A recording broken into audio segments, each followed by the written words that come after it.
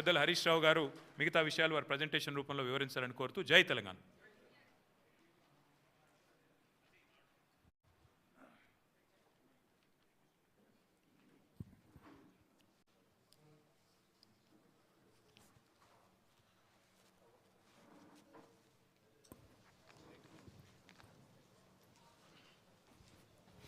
గౌరవనీయులు BRS party కార్యనిర్వాహక అధ్యక్షులు కేటీఆర్ గారికి, గౌరవనీయులు బీఆర్ఎస్ పార్టీ పార్లమెంట్ సభ్యులు, శాసనసభ్యులు, శాసన మండలి సభ్యులు, పార్టీ సీనియర్ నాయకులు, జర్నలిస్టులు అందరికీ పేరు పేరున నమస్కారం.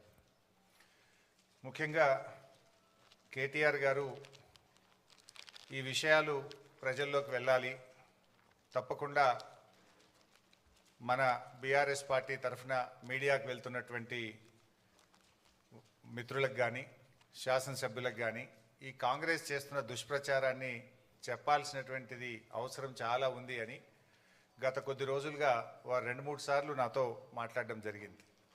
ఎందుకంటే కాంగ్రెస్ కూర్చోబెట్టండి బాబు, జర్నలిస్టులకు వచ్చిండ్రు, వాళ్ళని కూర్చోబెట్టి మీరు ఇట్లా నువ్వు లేవు బిడ్డ. అయితే ఈరోజు మేము చెప్పేవన్నీ కూడా 100% వాస్తవాలు, ఆధారాలతోని, డాక్యుమెంట్లతోని ఈరోజు మీకు వివరించే ప్రయత్నం చేస్తున్నాం. ఏది రాజకీయ ఉపన్యాసం కానే కాదు, ఏ ఒక్కటి కూడా అవాస్తవాలు చెప్పడమో, కాంగ్రెస్ నాయకుల్లాగా రేవంత్ రెడ్డి లాగా బట్టగాల్చి మీదేసే ప్రయత్నమో మేము చేయలేదు. ఎందుకంటే కేసీఆర్ గారు మా అందరికీ నేర్పింది ఒకటే, ఎన్నో త్యాగాలతోని, పోరాటాలతోని తెలంగాణ సాధించాం. మనకు రాజకీయాల కంటే కూడా రాష్ట్రం ముఖ్యం, రాష్ట్ర ప్రజల ప్రయోజనాలు ముఖ్యం. అధికారంలో ఉన్న, ప్రతిపక్షంలో ఉన్న రాష్ట్ర ప్రయోజనాల కోసమే పనిచేయాలనేదే కేసీఆర్ గారు ఎప్పుడు కూడా మాకు చెప్తూ ఉంటారు. అందువల్ల ఈరోజు కూడా ఒక బాధ్యతాయుతమైనటువంటి ప్రతిపక్షంగా ఈ కాళేశ్వరం ప్రాజెక్ట్ మీద, కాళేశ్వరం అనేది definitely it is a life line to the state of Telangana. ఇది ఒక జీవధార. ఈరోజు ఈ కాళేశ్వరం మీద కేవలం రాజకీయాల కోసం కాంగ్రెస్ పార్టీ దుష్ప్రచారం చేయడం కోసం, బురద జల్లడం కోసం, రాజకీయ లబ్ధి పొందడం కోసం ఈ ప్రాజెక్టును మరమ్మతు చేయకుండా తాత్సారం చేసే ప్రయత్నం చేస్తుంది. అంటే రాష్ట్ర ప్రయోజనాల కంటే రాజకీయ ప్రయోజనాల మీదనే కాంగ్రెస్ పార్టీ ఎక్కువ దృష్టి పెడుతూ బురద జల్లే ప్రయత్నం చేస్తుంది. అందువల్ల ఈ ప్రజెంటేషన్లో చాలా వివరంగా మీకు చెప్పే ప్రయత్నం చేస్తాం. అందరికీ సాఫ్ట్ కాపీసు, హార్డ్ కాపీస్ కూడా పంపిస్తున్నాం. ఒకటేమో ఈ బ్రీఫ్ ప్రజెంటేషన్, ఒకటి పీపీటీ మీ అందరికి షేర్ చేశాం. రెండవది కాళేశ్వరం ప్రాజెక్టు మీద వాస్తవాలు, అంటే వక్రీకరణలు, వాస్తవాలు, వివరాలన్నీ కూడా మీకు అందిస్తూ ఉన్నాం. ఈ 2 బుక్స్ కూడా మీ అందరికీ ఇచ్చాం, దయచేసి చదవండి. మీరు ప్రజెంటేషన్ అయిన తర్వాత ఇంకేమైనా డౌట్స్ ఉంటే కూడా ఐ విల్ క్లారిఫై. మీ అందరికీ ఒక నోట్బుక్, పెన్ కూడా ఇచ్చాం, నోట్ చేసుకోండి. లాస్ట్లో I will answer all your questions and doubts. Yeah please. నేను కూడా ఈరోజు రాజకీయ విమర్శలు చేయట్లేదు, ఓన్లీ వాస్తవాలు చెప్పే ప్రయత్నమే చేస్తున్నా. పొలిటికల్గా చాలా వేదికలు ఉన్నాయి, మాట్లాడతాం. కానీ today I will try to explain the brief facts on Kaleshwaram. ముందుగా అసలు కాళేశ్వరం అంటే ఏంటి? పదే రేవంత్ రెడ్డి గారు కాళేశ్వరం కుప్పగూలిపోయింది అని ఒక స్టాండర్డ్ డైలాగ్ కొడుతూ వస్తూ ఉన్నాడు. వాస్తవానికి కాళేశ్వరం అంటే 3 బ్యారేజీలు, 15 రిజర్వాయర్లు, 19 సబ్స్టేషన్లు, 21 పంప్ హౌస్లు, 203 కిలోమీటర్ల టనెల్లు, 1531 కిలోమీటర్ల గ్రావిటీ కెనాలు, 98 కిలోమీటర్ల ప్రెషర్ మెయిను, 141 టీఎంసీల సామర్థ్యం కలిగిన రిజర్వాయర్లు, 530 మీటర్ల ఎత్తుకు నీటిని ఎత్తిపోసేటువంటి వ్యవస్థ, 240 టీఎంసీల నీటి వినియోగం. ఇది మొత్తం కాళేశ్వరం యొక్క సమాహారం. ఈ మొత్తంలో ఆ 3 బ్యారేజీల్లో ఒక బ్యారేజీలో 2 పిల్లర్లు మాత్రమే కుంగాయి. అంటే మీకు 15 రిజర్వాయర్లు ఇంటాక్ట్ ఉన్నాయి, 19 సబ్స్టేషన్లు ఇంటాక్ట్ ఉన్నాయి, 21 పంప్ హౌస్లు ఇంటాక్ట్ ఉన్నాయి, 203 కిలోమీటర్ల టనల్ ఇంటాక్ట్ ఉంది, 1531 కిలోమీటర్ల గ్రావిటీ కెనాల్ ఇంటాక్ట్ ఉంది, 98 కిలోమీటర్ల ప్రెషర్ మెయిన్ ఇంటాక్ట్ ఉంది, 141 టీఎంసీల రిజర్వాయర్లు ఇంటాక్ట్ ఉన్నాయి, ఈ లిఫ్ట్ సిస్టమ్ ఇంటాక్ట్ ఉన్నది. ఆ 3 బ్యారేజీల్లో ఒక బ్యారేజ్ మేడిగడ్డ, దాంట్లో 85 పియర్స్ ఉన్నాయి. రెండవ బ్యారేజ్ సుందిల్ల, అందులో 74 పియర్స్ ఉంటాయి. మూడవ బ్యారేజ్ అన్నారం, అందులో 64 పియర్స్ ఉన్నాయి. సో అన్నారంలో ఉన్న 64 పియర్స్ బ్యారేజ్ ఇంటాక్ట్, సుందిల్లలో ఉన్న 74 పియర్స్ బ్యారేజ్ ఇంటాక్ట్. మేడిగడ్డ బ్యారేజీలో 85 పియర్స్లో 2 పియర్స్ మాత్రమే కుంగినాయి. అంటే కాళేశ్వరంలో ఉండే ఇన్ని కాంపోనెంట్లలో ఒక బ్యారేజ్ మేడిగడ్డ, ఆ మేడిగడ్డలో 85 పియర్స్లో 2 పియర్స్ మాత్రమే కుంగినాయి. దానికి మొత్తం కాళేశ్వరమే కుప్పగూలింది అనేటువంటి ఒక దుష్ప్రచారాన్ని చేసేటువంటి ప్రయత్నం గత కొంతకాలంగా కాంగ్రెస్ ప్రభుత్వం చేస్తుంది. అంటే ఈ 100 కాంపోనెంట్స్ అన్నీ కూడా ఇంటాక్ట్ ఉన్నాయి, అన్ని పియర్స్ మిగతా బ్యారేజీల్లో ఇంటాక్ట్ ఉన్నాయి. అండ్ కాళేశ్వరంలో బ్లాక్ వైజ్ కట్టాం మనం. జనరల్గా ఏదైనా ఒక బ్రిడ్జ్ కానీ ఏదైనా ఉంటే ఒక పియర్ పోతే మొత్తం బ్రిడ్జ్ పోవాల్సి వస్తుంది. కానీ ఇలా మేడిగడ్డలో దేర్ ఆర్ 7 బ్లాక్స్. సో ఒక్కొక్క బ్లాక్లో కొన్ని పియర్స్ ఉంటాయి, ఓవరాల్గా 85 పియర్స్ ఉన్నాయి. ఏదైనా రిస్టోరేట్ చేయాలంటే ఒక బ్లాక్ను రిస్టోర్ చేస్తే మొత్తం బ్యారేజ్ ఇంటాక్ట్ ఉంటుంది. ఈ విషయం నేను చెప్పడం లేదు, ఎన్డీఎస్ఏ రిపోర్ట్లో కూడా చెప్పారు, అది కూడా నేను ముందు మీకు చూపించేస్తాను. సో నెక్స్ట్, అయితే ఈ మధ్యకాలంలో మీరు చూస్తే ఇది మొత్తం కాళేశ్వరం యొక్క సమగ్ర స్వరూపం. ఏం బాబు ఇది రావట్లేదు,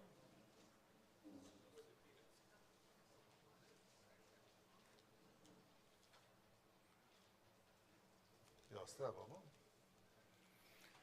సో మీరు గమనిస్తే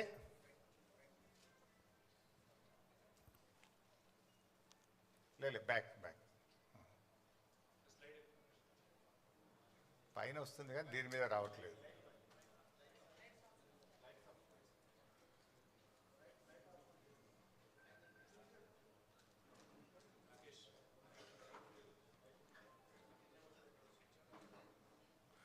పర్లేదు, నేను ఐ విల్ ఎక్స్ప్లెయిన్ హియర్.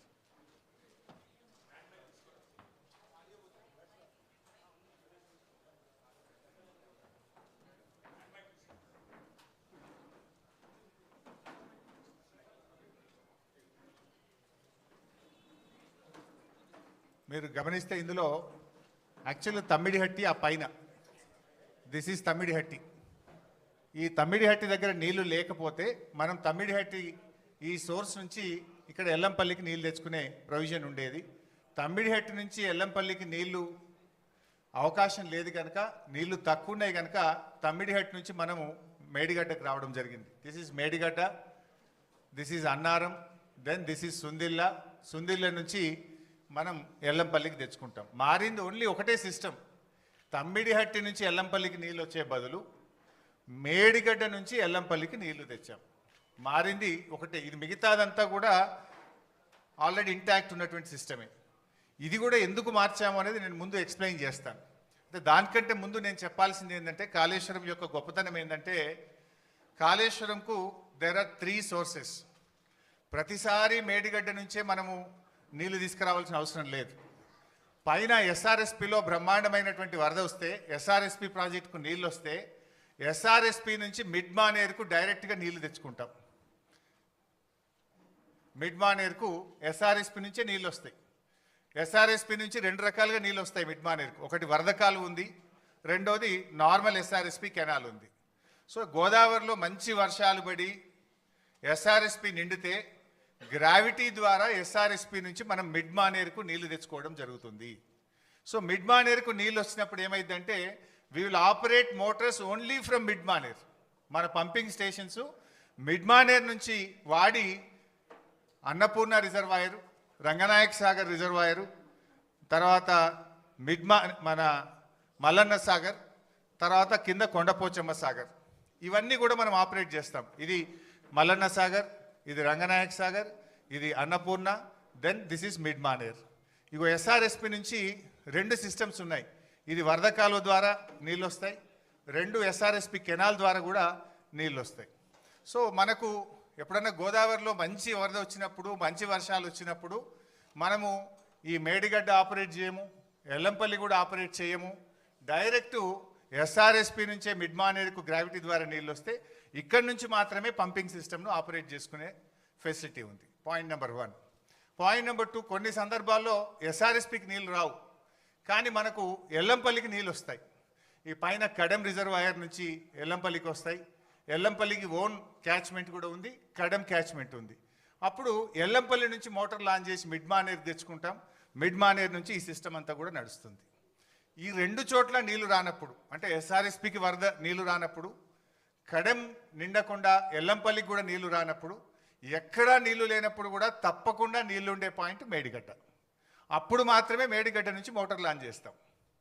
అయితే ఈ మధ్య మీరు చూస్తే గవర్నమెంట్ కాళేశ్వరం వాడకుండానే పంట పండింది అని ఒక గోబల్స్ ప్రచారం చేస్తున్నారు కాంగ్రెస్ నాయకులు, ముఖ్యంగా ఉత్తమ్ కుమార్ రెడ్డి, రేవంత్ రెడ్డి పదే పదే గోబల్స్ ప్రచారం చేస్తున్నారు.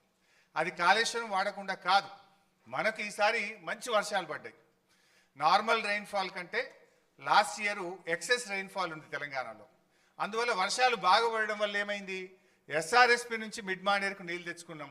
మిడ్ మానేరులో పంపు చేసి అన్నపూర్ణ, రంగనాయక సాగర్, మల్లన్న సాగర్, కొండపోచమ్మ సాగర్ ఇవన్నీ కూడా నింపినాం ఈసారి. సో అన్నపూర్ణ కింద పంట పండింది, రంగనాయక సాగర్ కింద 1,00,000 ఎకరాల పంట పండింది, మిడ్ మానేరు కింద 70-80 వేల ఎకరాల పంట పండింది, కొండపోచమ్మ సాగర్ కింద కూడా పంట పండింది. అంటే మరి ఇదంతా కాళేశ్వరంలో భాగం కాదా? వర్షాలు బాగుపడ్డాయి కనుక మనం ఇక్కడ మోటార్ లాంచ్ చేయకుండా డైరెక్ట్ ఎస్ఆర్ఎస్పి నుంచి మిడ్ మానేరుకు వచ్చినాయి. సో మిడ్ మానేరులో మోటార్లు నడిపినామంటే ఇది కాళేశ్వరంలో అంతర్భాగం. ఇక్కడ కాళేశ్వరం ప్రాజెక్టులో కట్టిన మోటార్లతోనే అన్నపూర్ణకు నీళ్ళు వచ్చినాయి, అన్నపూర్ణలో పెట్టిన మోటార్లతో రంగనాయక సాగర్ నీళ్ళు వచ్చినాయి, రంగనాయక సాగర్లో మోటార్లు నడిపితే మల్లన్న సాగర్ నీళ్ళు వచ్చినాయి, మల్లన్న సాగర్లో మోటార్ నడిపితే కొండపోచమ్మ సాగర్కు నీళ్ళు వచ్చినాయి.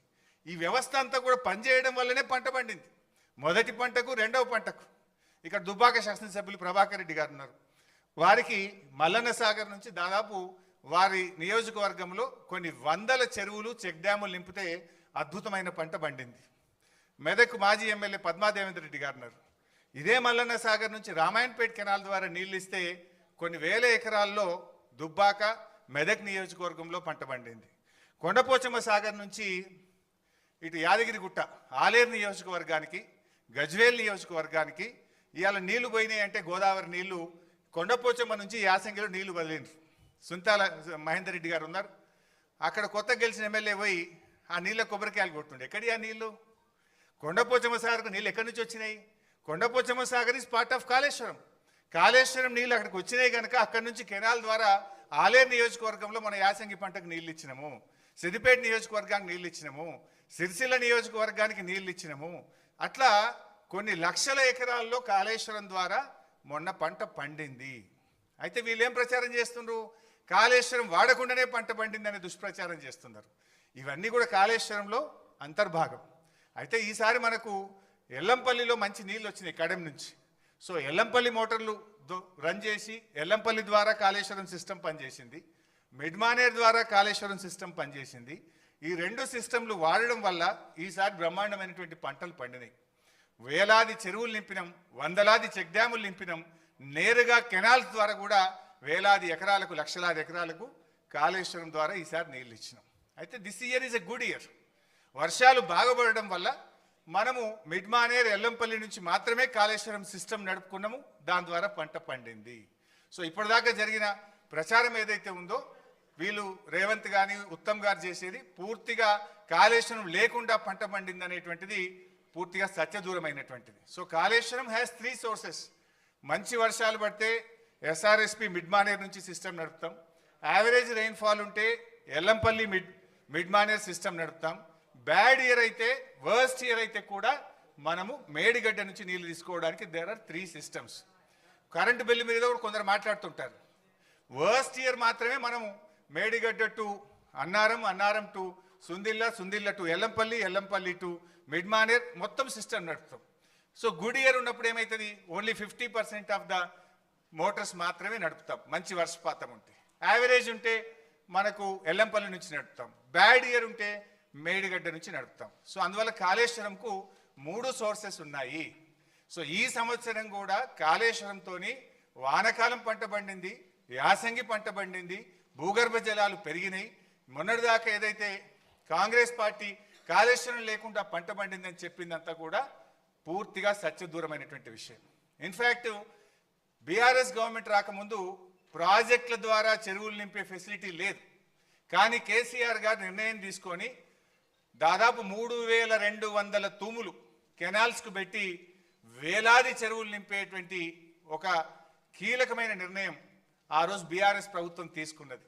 అందువల్లనే ఇప్పుడు ఈ ఫ్లడ్ ఫ్లో కెనాల్ ఇది కూడా ఒక రిజర్వాయర్గా మారిపోయి ఈ ఫ్లడ్ ఫ్లో కెనాల్కు 2 వైపులా చొప్పదండి, జగిత్యాల, కొరుట్ల నియోజకవర్గంలో ఈ ఫ్లడ్ ఫ్లో ద్వారా కూడా పెద్ద ఎత్తున చెరువులు నింపే కార్యక్రమం కూడా జరిగింది. వాగుల్లో కూడా ముఖ్యంగా మొన్న కూడా నేను పంపినాం. ఈ మన మిడ్మానేర్ నుంచి మొన్న ఎండాకాలం దుబ్బాక నియోజకవర్గంలోని కుడవెల్లి వాగు నీళ్లు వదిలితే మన ముస్తాబాద్లోని అప్పర్ మానేర్ ప్రాజెక్టు నిండింది. అదేవిధంగా కొండపోచమ్మ సాగర్ నుంచి హల్దీ వాగులో నీళ్లు వదిలితే నర్సాపూర్ నియోజకవర్గం సునీతా లక్ష్మారెడ్డి గారి నియోజకవర్గంలో దాదాపు 10ల సంఖ్యలో చెక్ డ్యాంలలో వెల్దుర్తి, కొల్చారం, కౌడిపల్లి ఆయా మండలాలకు నీళ్లు వెళ్ళి బ్రహ్మాండంగా ఆ ప్రాంతంలో పంటలు పండినాయి. మన యాసంగిలో కూడా పంటలు పండినాయి. సో కాళేశ్వరం ద్వారా మనము యాసంగిలో కూడా బ్రహ్మాండమైనటువంటి పంటలు పండినాయి. సో కాళేశ్వరం వాడకుండా పంట పండిందని కాంగ్రెస్ చేస్తున్న దుష్ప్రచారం పూర్తిగా సత్యదూరమైనటువంటిది. నెక్స్ట్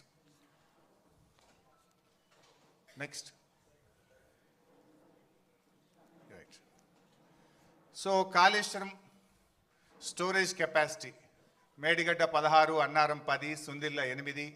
సో అన్నీ కలిపి 141 టీఎంసీల సామర్థ్యం కాళేశ్వరం ప్రాజెక్టులో ఉంది. అయితే ఇక్కడ కూడా ఇంకా ముందు ఎక్స్ప్లెయిన్ చేస్తా. అయితే మన తెలంగాణ రాష్ట్రంలో మనకున్న ఒకే ఒక్క పెద్ద రిజర్వాయరు ఎస్ఆర్ఎస్పి. యాక్చువల్గా ఎస్ఆర్ఎస్పి తప్ప మనకు మేజర్గా స్టోరేజ్ కెపాసిటీ లేదు. ఉమ్మడి ఆంధ్రప్రదేశ్లో తెలంగాణలో కట్టిన కల్వకుర్తి కానీ, నెట్టంపాడు కానీ, భీమా కానీ, కోయిల్ సాగర్ కానీ ఏ ప్రాజెక్టులు కూడా రిజర్వాయర్లు కట్టలేదు.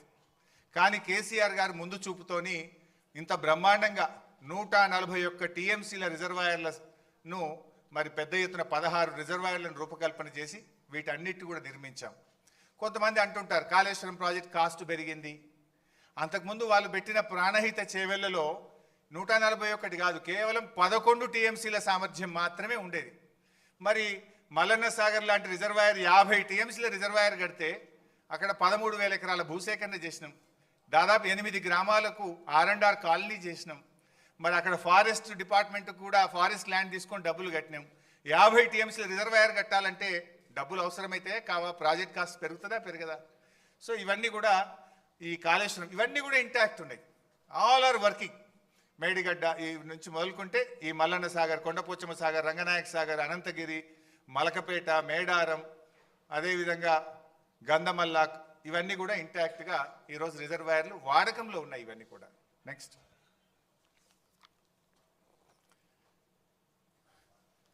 మీరు అప్పుడప్పుడు చూస్తుంటారు.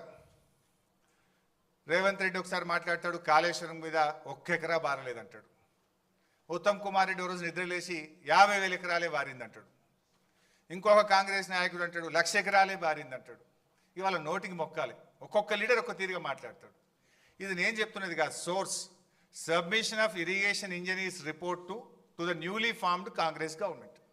కొత్తగా రాష్ట్రంలో ఏర్పాటైన కాంగ్రెస్ ప్రభుత్వానికి వీళ్ళు కాళేశ్వరం రివ్యూకు పోతే ఇరిగేషన్ డిపార్ట్మెంట్ ఇచ్చిన ప్రజెంటేషన్ కాపీ, ఇది నా సొంత కవిత్వం కాదు, డిపార్ట్మెంటు కాంగ్రెస్ ప్రభుత్వానికి ఇచ్చిన ప్రజెంటేషన్.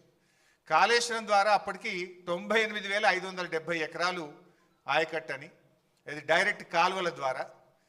అదేవిధంగా కాలువల ద్వారా నింపిన 456 చెరువులను నింపడం ద్వారా 40,000 ఎకరాల ఆయకట్టు. ఎస్ఆర్ఎస్పి స్టేజ్ 1, స్టేజ్ 2 నిజాం సాగర్కు 1,67,000 ఎకరాల కొత్త ఆయకట్టు. మొత్తం 3,04,766 ఎకరాల కొత్త ఆయకట్టుకి ఇచ్చాం. అదేవిధంగా స్థిరీకరణ 17,08,230 ఎకరాలు స్థిరీకరణ జరిగింది. అదేవిధంగా కూడవెల్లి హల్దీ వాగుల ద్వారా ఇందాక కేటీఆర్ గారు చెప్పినట్టు ఆ 2 వాగుల మీద 66 చెక్ డ్యాములు నింపితే 20,576 ఎకరాలకు సాగునీరు అందింది.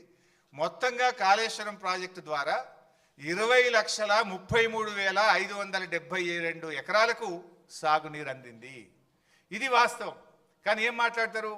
1 ఎకరా బారలేదని ఒకడంటాడు, 50,000 ఎకరాలు బారిందని ఒకడంటాడు, 1,00,000 ఎకరాలు బారిందని ఒకడంటాడు.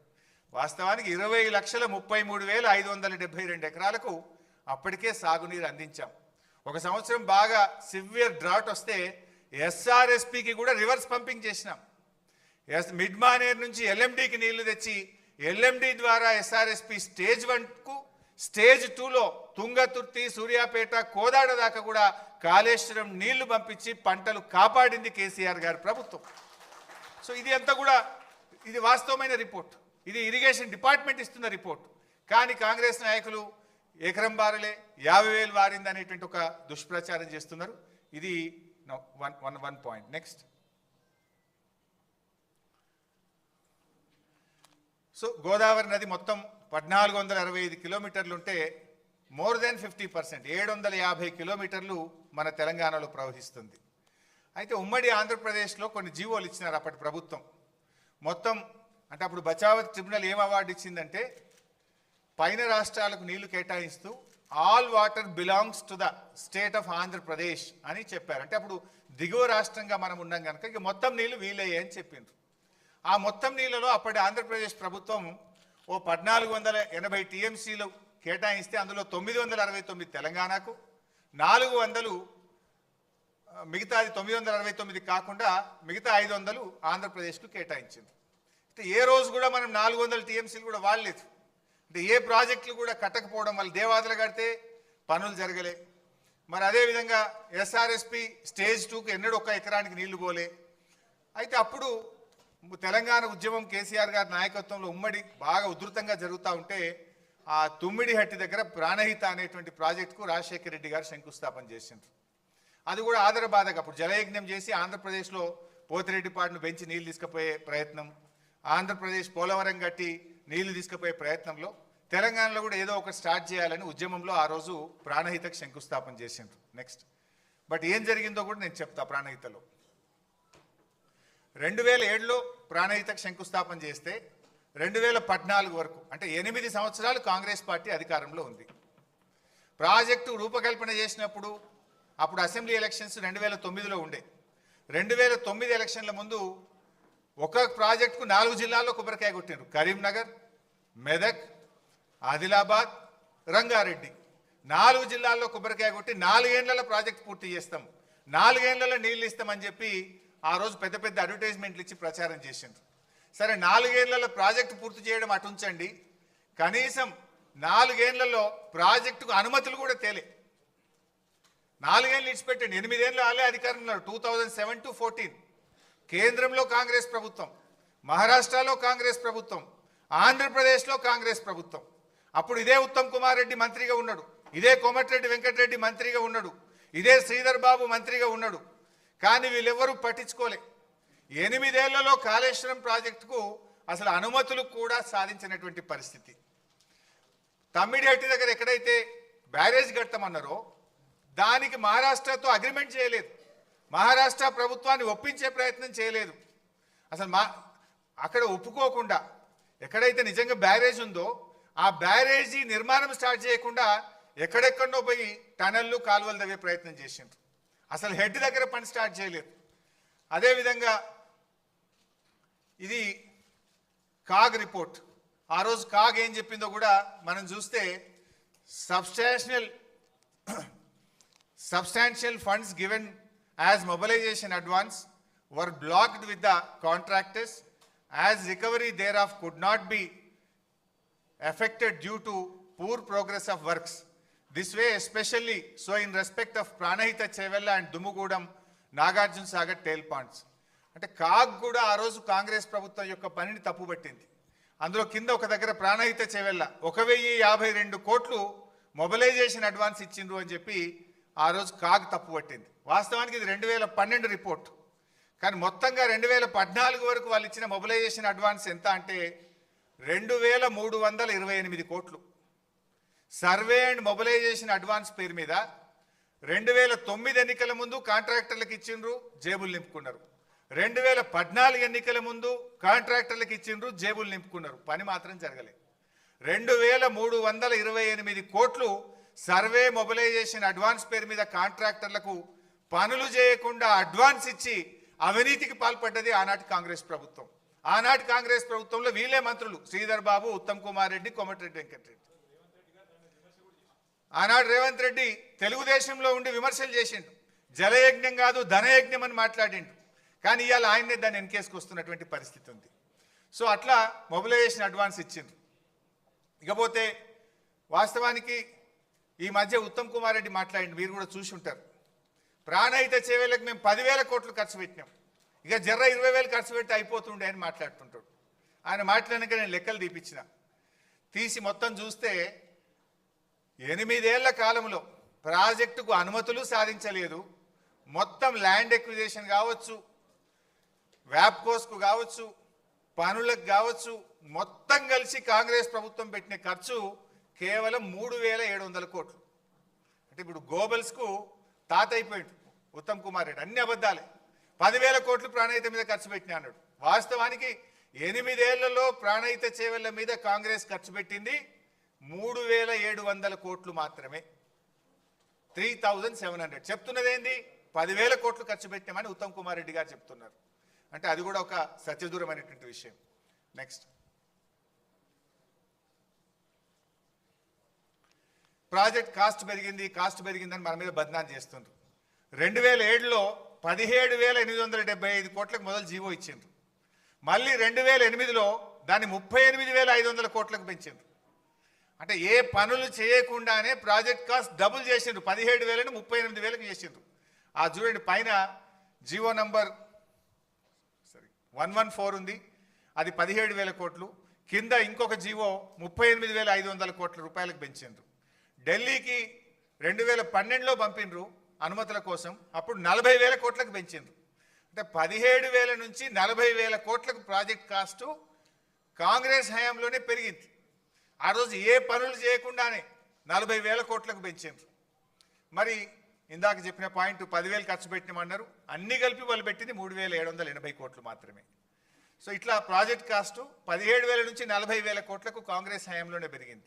బట్ ఆ 40,000 కోట్లది కూడా ఎందుకు పెరిగిందో నేను ముందు ఎక్స్ప్లెయిన్ చేస్తా. నెక్స్ట్,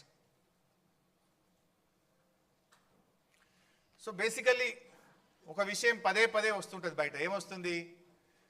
తమ్మిడిహట్టి దగ్గర ప్రాజెక్ట్ కడితే గ్రావిటీ ద్వారా నీళ్ళు వస్తుండే, తమ్మిడిహట్టి దగ్గరనే ప్రాజెక్టు కడితే 40,000 కోట్లకే అయిపోతుండే, వీళ్ళు కమిషన్ల కోసం ప్రాజెక్టును మార్చిండ్రు అని ఒక బురద జల్లే ప్రయత్నం బీఆర్ఎస్ మీద చేస్తుండ్రు.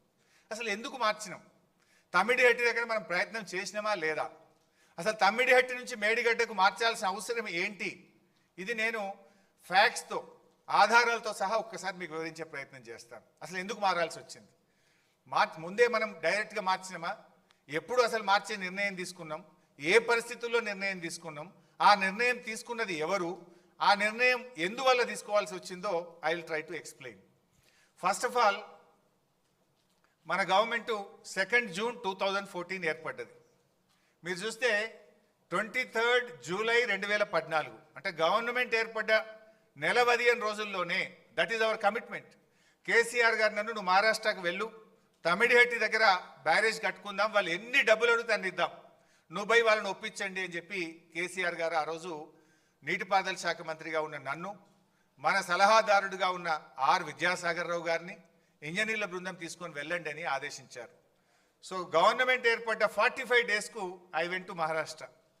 ఆ రోజు మహారాష్ట్రలో కాంగ్రెస్ గవర్నమెంట్ ఉంది. ఆ కాంగ్రెస్ గవర్నమెంట్లో ఇరిగేషన్ మినిస్టర్ హసన్ ముషరఫ్ గారు మహారాష్ట్ర నీటిపారుదల శాఖ మంత్రి.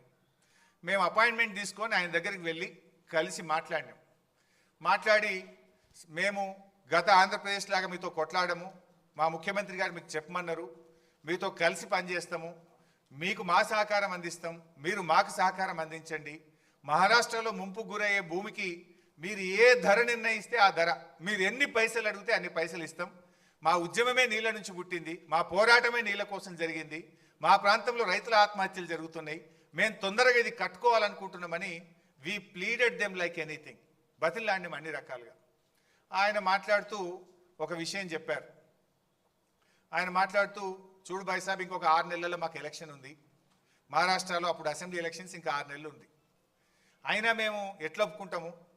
8 సంవత్సరాల నుంచి కూడా మేము స్పష్టంగా మీకు చెప్తూ వచ్చినాం, 152 మీటర్ల ఎత్తులో మేము తమ్మిడిహట్టి దగ్గర బ్యారేజ్ కట్టడానికి ఒప్పుకోము అని చాలాసార్లు మేము మీ ప్రభుత్వానికి చెప్పినాము. చెప్పడమే కాదు, మా ముఖ్యమంత్రి గారు మీ ముఖ్యమంత్రి గారికి లేఖ రాసిండ్రు అని ఆ లేఖ కాపీ ఇచ్చిండు నా చేతికి. ఏం రాసిండ్రు ఆ లేఖల మీరే చూడొచ్చు. చాలా స్పష్టంగా అందులో ఆనాడు మహారాష్ట్ర ముఖ్యమంత్రిగా ఉన్నటువంటి పృథ్వీరాజ్ చౌహాన్ గారు మన ముఖ్యమంత్రి కిరణ్ కుమార్ రెడ్డి గారికి లేఖ రాయడం జరిగింది. ఆ లేఖలో ఆయన చాలా స్పష్టంగా ఏం చెప్పిండంటే, it is also requested that Andhra Pradesh government should not proceed with unilaterally decided layouts and control levels, it may lead to unfruitful expenditure. మీరు సొంతగా మీరే 152 మీటర్ల ఎత్తని మీరే నిర్ణయించుకొని మీరే పనులు ప్రారంభించి మీరు ముందుకు పోతా ఉన్నారు. మీరు అట్లా చేస్తే మీరు పెట్టే ఖర్చంతా కూడా వృధా అవుతుంది, జాగ్రత్త అని చెప్పి మా ముఖ్యమంత్రి గారు మీ ఆనాటి ముఖ్యమంత్రికి లేఖ రాసిండ్రు. ఈ లెటర్ చదువుకోండి అని నా చేతిలో పెట్టిండు.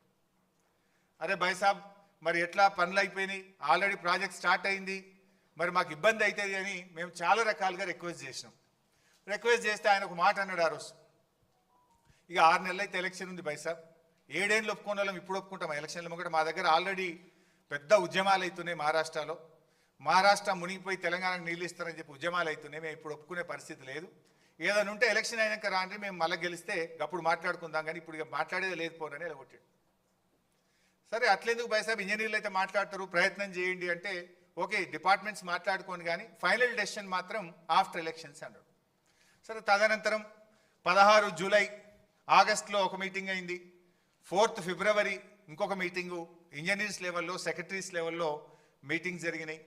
16/8/2014 నాడు ఆర్ విద్యాసాగర్ రావు గారి నేతృత్వంలో మళ్ళొక్కసారి కూడా మీటింగ్ అయి 152 మీటర్ల ఎత్తులో మేము కట్టుకుంటాము, మీరు ఎంత డబ్బు అడిగినా ఇస్తామని చెప్పి విద్యాసాగర్ రావు గారు కూడా ఇంకొక మీటింగ్లో కూడా చెప్పారు. ఇన్ని మీటింగ్స్ జరిగినాయి. నెక్స్ట్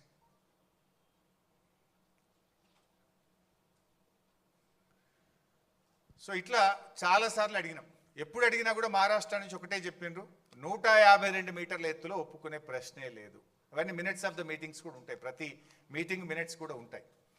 తర్వాత మహారాష్ట్రలో ఎలక్షన్స్ అయింది, దెన్ బీజేపీ గవర్నమెంట్ అధికారంలోకి వచ్చింది, కాంగ్రెస్ ఓడిపోయింది, బీజేపీ గెలిచింది.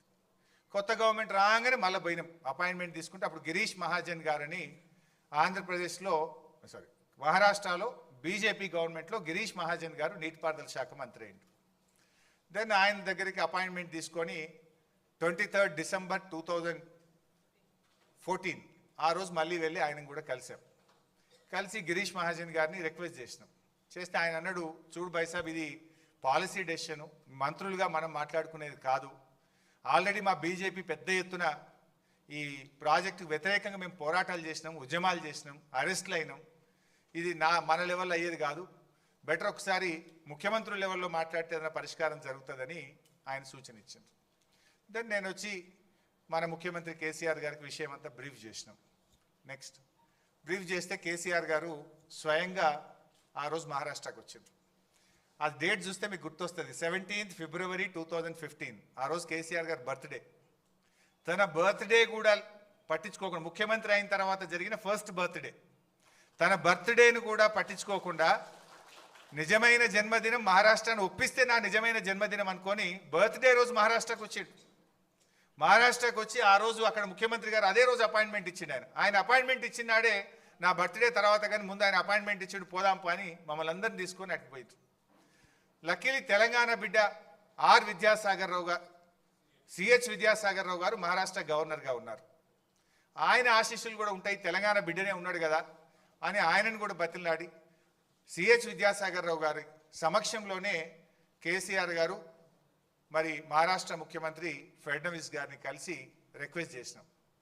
చాలా రిక్వెస్ట్ చేసిన కేసీఆర్ గారు, మన తెలంగాణ ఉద్యమ చరిత్ర, మన పోరాటము తెలంగాణకు ఉమ్మడి ఆంధ్రప్రదేశ్లో జరిగిన అన్యాయము, రైతుల ఆత్మహత్యలు, కరువు, బాధలన్నీ కూడా వివరించి ఈ ప్లీడెడ్ లైక్ ఎనీథింగ్. ఆల్మోస్ట్ 45 నిమిషాలు కేసీఆర్ గారు తన ప్రసంగంలో మహారాష్ట్ర ప్రభుత్వాన్ని, మహారాష్ట్ర ముఖ్యమంత్రి గారిని పలు విధాలుగా కోరడం జరిగింది.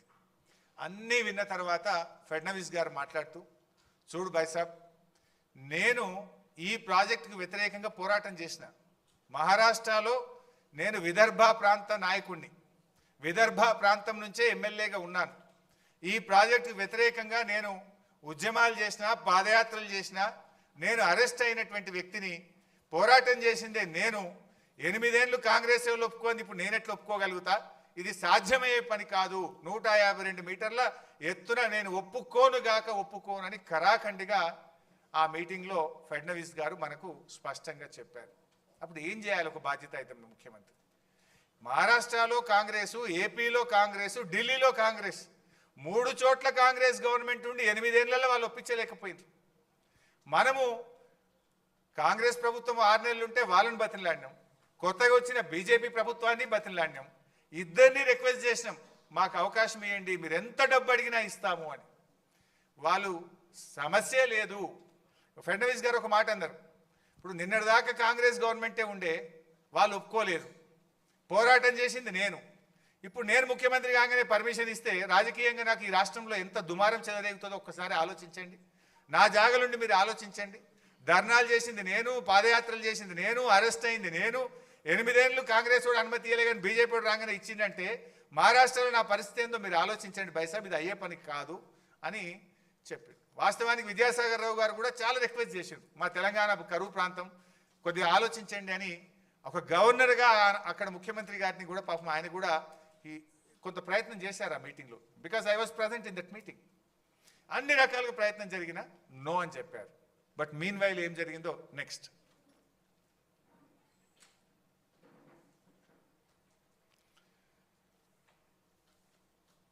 సో ఈ స్లైడ్ మార్చి నేను నెక్స్ట్ చెప్తా ఇంకోటి.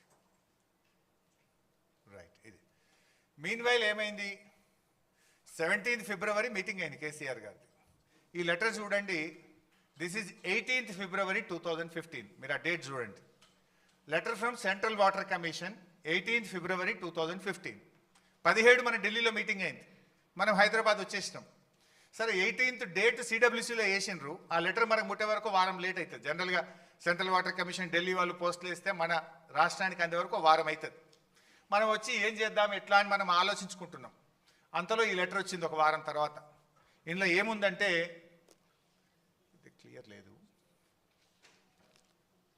అది ఉందా? కాపీ ఉందా బాబు? హార్డ్ కాపీ ఒకటి అదే, బట్ ఇంగ్లీష్లో చదివి వినిపిస్తే బెటర్ అని. సో ఇందులో ఈ లెటర్లో సెంట్రల్ వాటర్ కమిషన్ ఏం చెప్పిందంటే 18th ఫిబ్రవరి 2015లో మీకు యాక్చువల్గా ఇక్కడ ఇంకొక పాయింట్ చెప్పినాక ఇది చెప్తా నేను మీకు. ఇక్కడ పాయింట్ ఏంటంటే సైమల్టేనియస్గా మనం సెంట్రల్ వాటర్ కమిషన్ అనుమతుల కోసం కూడా ప్రయత్నం చేసినాం. ఇటు మహారాష్ట్రాన్ని ఒప్పించే ప్రయత్నం చేసినాం, అటు ఢిల్లీకి వెళ్ళి 4-5 సార్లు సిడబ్ల్యూసీ వాళ్ళని కలిసి మాకు అలా దాదాపు ఒక 10 డైరెక్టరేట్ల నుంచి పర్మిషన్స్ రావాల్సి ఉంటుంది. ఆ డైరెక్టరేట్స్కి వెళ్ళి కూడా పర్స్యూ చేసినాం. అప్పటిదాకా 8 ఏళ్ళ వాళ్ళు పర్స్యూ చేయలే, కాంగ్రెస్ ప్రభుత్వం పట్టించుకోలే. మనం పర్స్యూ చేస్తే సెంట్రల్ వాటర్ కమిషన్ ఒక లెటర్ ఇచ్చింది. ఏమని? మీరు అక్కడ 160 టీఎంసీల నీటి లభ్యత ఉంది, నీళ్లు తీసుకుంటామని చెప్పిండ్రు. కానీ ఆ 160 టీఎంసీల్లో ఎగువ రాష్ట్రాలు, పైన ఉన్నటువంటి రాష్ట్రాలకు కేటాయించబడిన 63 టీఎంసీలు కూడా ఇందులో ఉన్నాయి. రండి చెప్తా. ఎగువ రాష్ట్రాలకు చెందినటువంటి నీళ్లు కూడా ఇందులో అంతర్భాగంగా ఉన్నాయి. ఇప్పుడు ఎగువ రాష్ట్రాలు మహారాష్ట్ర పైన ప్రాజెక్ట్ కట్టలేదు కనుక ఇప్పుడు నీళ్లు కిందికి వస్తున్నాయి. అవి ఆల్రెడీ ట్రిబ్యునల్లో వాళ్ళకి అలొకేటెడ్ వాటర్. ఆ నీళ్లు పైన రాష్ట్రం వాడుకుంటే ఆ 63 కిందికి వచ్చేది డౌట్ఫుల్. అంటే అప్పుడు మీకు మిగిలేది 102 మాత్రమే. అందువల్ల we request the project authority to review the situation. మీరు ఆలోచించుకోండి, అక్కడ నీళ్లు 160 లేవు. అందులో 160లో పై రాష్ట్రాలకు కేటాయించబడిన 63 టీఎంసీలు కూడా అంతర్భాగంగా ఉన్నాయి. ఆ పై రాష్ట్రాలు రేపు ప్రాజెక్టులు కట్టి 63 టీఎంసీలు వాడుకుంటే మీకు ఉండేది 102 మాత్రమే అని కుండబద్దలు కొట్టినట్టు సెంట్రల్ వాటర్ కమిషన్ 17 ఫిబ్రవరి నాడు చెప్పింది. దెన్ మళ్ళీ ఇంకో లెటర్ వచ్చింది, అందులోనే రెండు ఉంటాయి, ప్రాజెక్ట్ అప్రైజల్ ఒకటి డైరెక్టరేట్ నుంచి, మళ్ళీ 14 మార్చ్ 2015 కూడా ఇంకొక లెటర్ వచ్చింది, ఆ పక్కనే పెట్టినాం. ఆ కాపీస్ ఫుల్ లెటర్స్ కూడా మీకు మీ దాంట్లో మీకు పొందుపరిచినాం. ఇందులో చాలా స్పష్టంగా as such the availability of surpluses from upper riparian states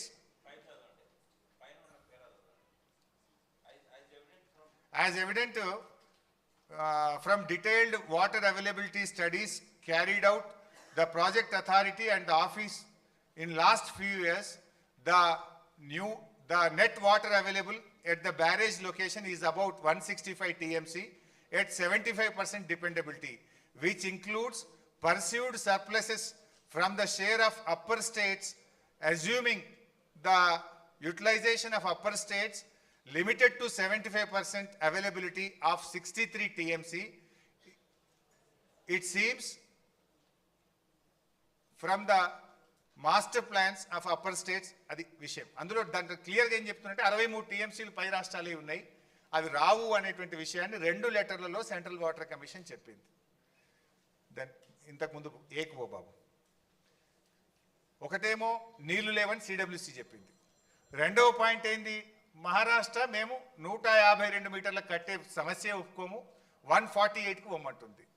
152 కడితేనే మనం ఆ 102 టీఎంసీలు తీసుకోగలుగుతాం. 148కు తగ్గిస్తే మనం తీసుకోగలిగేది కేవలం 63 టీఎంసీలు మాత్రమే, 63 మాత్రమే తీసుకోగలుగుతాం. 63 పోతే 44 మాత్రమే తీసుకోగలుగుతాం. సో అప్పుడు ఏం చేయాలి మరి? ఒకటి, నీళ్లు లేవు, పోనీ ఉన్న నీళ్ళనే తీసుకుందామంటే వాడు 152 ఒప్పుకుంటలేడు, 148 కట్టమంటుండు. 148లో కడితే divertible water is only 44 TMC. అప్పుడు ఏం చేయాలి బాధ్యత కలిగిన ప్రభుత్వం? అందులో ఇంకో ప్రాబ్లం వచ్చింది. మనం స్టడీ చేస్తుంటే ఫారెస్ట్ డిపార్ట్మెంట్ వాళ్ళు తమ్మిడిహట్టి దగ్గర చాప్రాల్ వైల్డ్ లైఫ్ ఉంది, అక్కడ ఆ వైల్డ్ లైఫ్ పర్మిషన్ రావాలంటే మన దేశంలో పరిస్థితి ఏంటంటే సుప్రీంకోర్ట్ ఆఫ్ ఇండియా పర్మిషన్ ఇవ్వాలి, మినిమం 10 ఏళ్ళు పడుతుంది.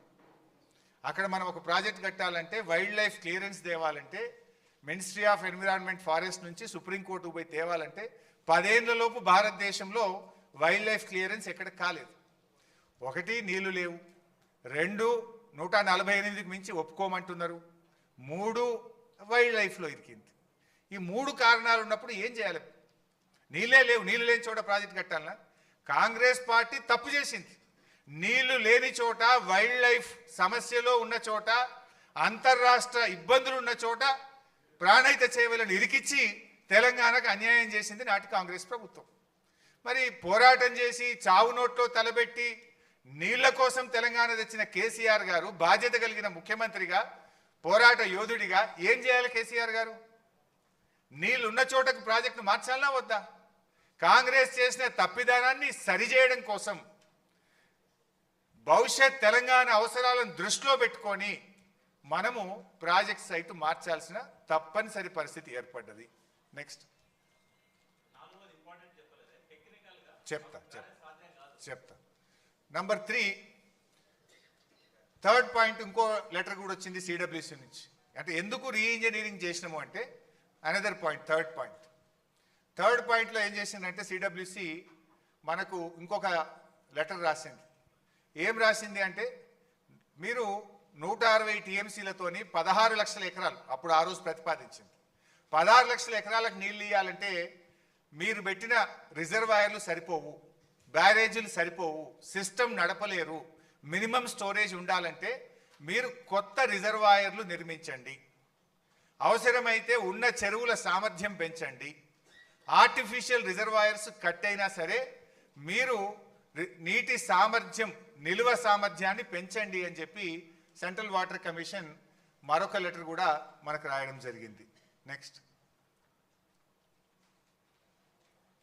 అప్పుడు మన గవర్నమెంట్ ఏం చేద్దాము అని చెప్పి మేడిగడ్డ మనమే నిర్ణయించినాం, కేసీఆర్ గారు నిర్ణయించిండ్రు అని కూడా మన మీద బురద చల్లుతూ ఉంటారు. సో అసలు ఎందుకు మార్చాల్సి వచ్చిందో ఇప్పుడు మీకు అర్థమైంది. పాయింట్ నెంబర్ 1 నీళ్లు లేవు, పాయింట్ నెంబర్ 2 మహారాష్ట్ర ఒప్పుకుంటలేదు, పాయింట్ నెంబర్ 3 అక్కడ వైల్డ్ లైఫ్ ఉంది, పాయింట్ నెంబర్ 4, మీరు పెట్టిన రిజర్వాయర్ల సామర్థ్యం సరిపోదు కనుక మీరు ఆ రిజర్వాయర్లను సామర్థ్యం పెంచుకోండి. ఈ 4 కారణాలు చెప్పారు.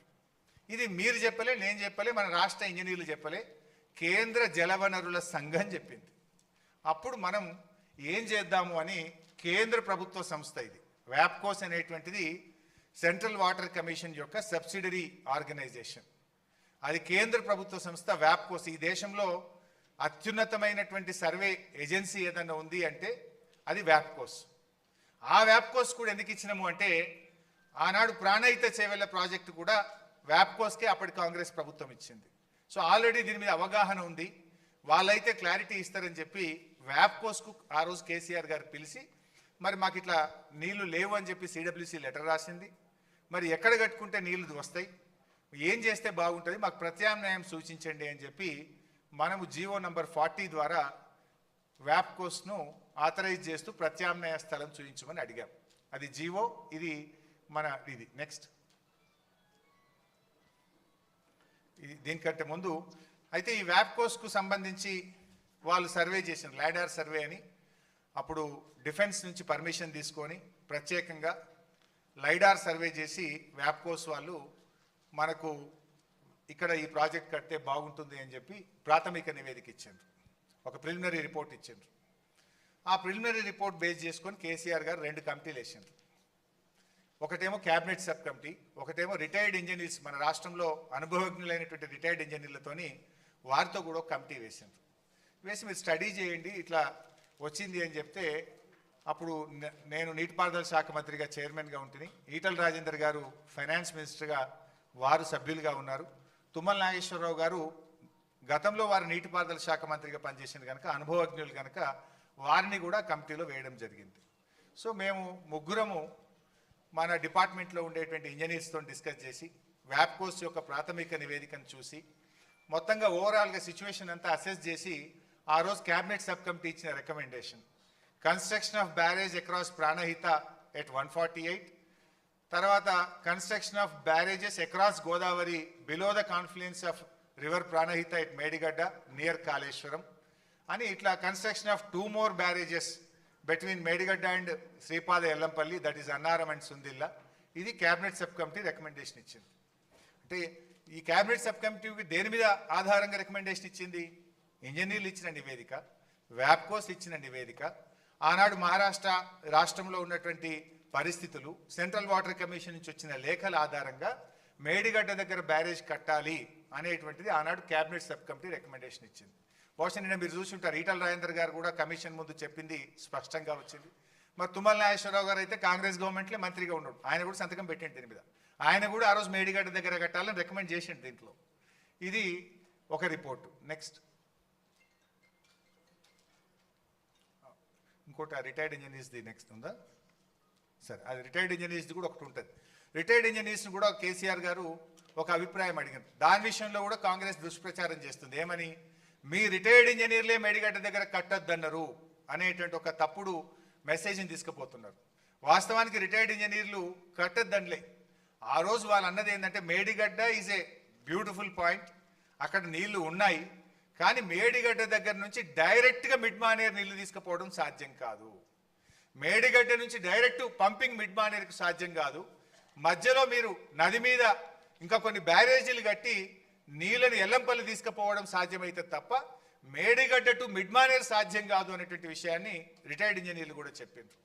సో వీటన్నిటిని దృష్టిలో పెట్టుకొని రిటైర్డ్ ఇంజనీర్లు చెప్పింది, క్యాబినెట్ సబ్ కమిటీ చెప్పింది, కేంద్ర ప్రభుత్వ సంస్థ వ్యాప్కోస్ చెప్పింది, మన రాష్ట్ర ప్రభుత్వ ఇంజనీర్లు చెప్పింది, అన్నిటినీ నివేదికలను తీసుకొని ఆ రోజు క్యాబినెట్లో పెట్టి క్యాబినెట్లో చర్చించి మేడిగడ్డ అన్నారం సుందిళ్ళ ద్వారా ఎల్లంపల్లికి నీళ్లు తేవాలని క్యాబినెట్ నిర్ణయం తీసుకున్నది. ఆ క్యాబినెట్ నిర్ణయానికి వ్యాప్కోస్ ఇచ్చిన నివేదిక, రిటైర్డ్ ఇంజనీర్లు ఇచ్చిన నివేదిక, మన రాష్ట్ర ప్రభుత్వ ఇంజనీర్లు ఇచ్చిన నివేదిక ఆధారంగా నిర్ణయం జరిగింది తప్ప దాంట్లో ఎవరో ఒకరిగా చేసినటువంటి నివేదిక కాదు. అది ఒకటి క్లారిఫై. అంటే చాలాసార్లు కూడా మనం ఏదో రీఇంజనీరింగ్ ఎందుకు చేయాల్సి వచ్చింది? నీళ్లు లేవు గనక, వైల్డ్ లైఫ్ ఉంది కనుక, మహారాష్ట్ర ఒప్పుకోలేదు కనుక, అదేవిధంగా రిజర్వాయర్ల సామర్థ్యం పెంచుకోమని సిడబ్ల్యూసి చెప్పింది కనుక రీఇంజనీరింగ్ చేసుకోవాల్సి వచ్చింది. ఆ ఆ రీఇంజనీరింగ్లో మేడిగడ్డ దగ్గరికి ఎందుకు పోయినాం అంటే వ్యాప్కోస్ అనే కేంద్ర ప్రభుత్వ సంస్థ ఇచ్చిన రిపోర్ట్ కానీ, క్యాబినెట్ సబ్ కమిటీ ఇచ్చిన రిపోర్ట్ కానీ, రిటైర్డ్ ఇంజనీర్లు ఇచ్చిన రిపోర్ట్ కానీ ఇవన్నీ కూడా మేడిగడ్డ దగ్గర కట్టి నీళ్లు తీసుకోవాలని చెప్పి సూచిస్తే క్యాబినెట్లో పెట్టి చర్చించి క్యాబినెట్ ఆమోదంతో రీఇంజనీరింగ్ జరిగింది, మేడిగడ్డ పాయింట్ నిర్ణయం జరిగింది. తర్వాత ప్రాజెక్ట్ కాస్ట్ ఎందుకు పెరిగింది అనేది ఒక డిస్కషన్ వస్తుంది. దీంట్లో వాస్తవానికి ప్రాణహితలో ఏముండే, రీఇంజనీరింగ్ తర్వాత కాళేశ్వరం ఏమైంది, సింపుల్గా అర్థం చేసుకోవడానికి చాలా పాయింట్స్ ఉన్నాయి కానీ బ్రీఫ్గా పెట్టినాం. ఆ రోజు జలాశయాల సామర్థ్యం 16 టీఎంసీలు. ఈ 16లో 11 టీఎంసీలు బ్యారేజీ, తమ్మిడిహట్టి బ్యారేజే. అది 152 మీటర్ల ఎత్తున కడితే 11 వస్తుంది. ఆ 11 తప్పితే ఎంత ఉన్నట్టు 5. కానీ ఇక్కడికి వస్తే 141 టీఎంసీల సామర్థ్యం. ఎక్కడ 16, ఎక్కడ 141, ఆల్మోస్ట్ 10 టైమ్స్ మోర్. 10 అంతల రిజర్వాయర్ల సామర్థ్యం పెరగాలంటే ప్రాజెక్ట్ కాస్ట్ పెరుగుతుందా పెరగదా? అంటే 1,00,000 ఎకరాలకు పైగా ల్యాండ్ ఎక్విజిషన్ చేసినాం మనం. ఆనాడు ప్రాణహిత చేవెళ్లలో ల్యాండ్ ఎక్విజిషన్కి ఎకరానికి 2 లక్షలు పెట్టిండ్రు. కానీ కాళేశ్వరంలో మనము ఎకరానికి 9 నుంచి 16, 18 లక్షల రూపాయలు కూడా ఇచ్చినాం. సో అది రిజర్వాయర్ల సామర్థ్యం. నీటి వినియోగం అక్కడ 160 టీఎంసీలు అయితే ఇక్కడ 240 టీఎంసీలు. ఆయకట్టు 16,40,000 ఎకరాలు అయితే ఇక్కడ 37 లక్షల ఎకరాలు. పంపింగ్ సామర్థ్యం ఒక రోజుకు 1.8 టీఎంసీ ఉంటే ఇక్కడ 3 టీఎంసీలు, అంటే ఆల్మోస్ట్ డబుల్. పంపింగ్ సామర్థ్యం డబుల్, రిజర్వాయర్ల సామర్థ్యం 10 అంతలు, నీటి వినియోగం 80 టీఎంసీలు ఎక్కువ, ఆయకట్టు డబుల్. అండ్ ల్యాండ్ కంపెన్సేషన్ ఇక్కడ 2 lakhs అయితే యావరేజ్గా మనం 11 lakhs ఇచ్చినాం, ఆల్మోస్ట్ అది 5 టైమ్స్. మరి ఇన్ని పెరిగినప్పుడు ప్రాజెక్ట్ కాస్ట్ పెరుగుతుందా పెరగదా? ఇది ఒక పాయింట్ మీకు అర్థం కావడానికి బ్రీఫ్గా చెప్పే ప్రయత్నం చేస్తున్నాం. నెక్స్ట్, సో 8 ఏళ్ళు కాంగ్రెస్ పార్టీ అధికారంలో ఉంటే ఏ పర్మిషన్ రాలే. 1 yearలో ఇగో 11 పర్మిషన్లు మనం సెంట్రల్ వాటర్ కమిషన్ నుంచి తెచ్చాం. This is our commitment. మీ డేట్లు చూడండి. సిడబ్ల్యూసి నుంచి hydrology 30th November 2017, interstate 3rd November 2017, CMS 24th November 2017, irrigation planning 13th April 2018, farmers welfare 11th May 2018, cost appraisal 1st May 2018, CSMRS 21st May 2018, ministry of environment and forest 4 పర్మిషన్లు వచ్చినాయి.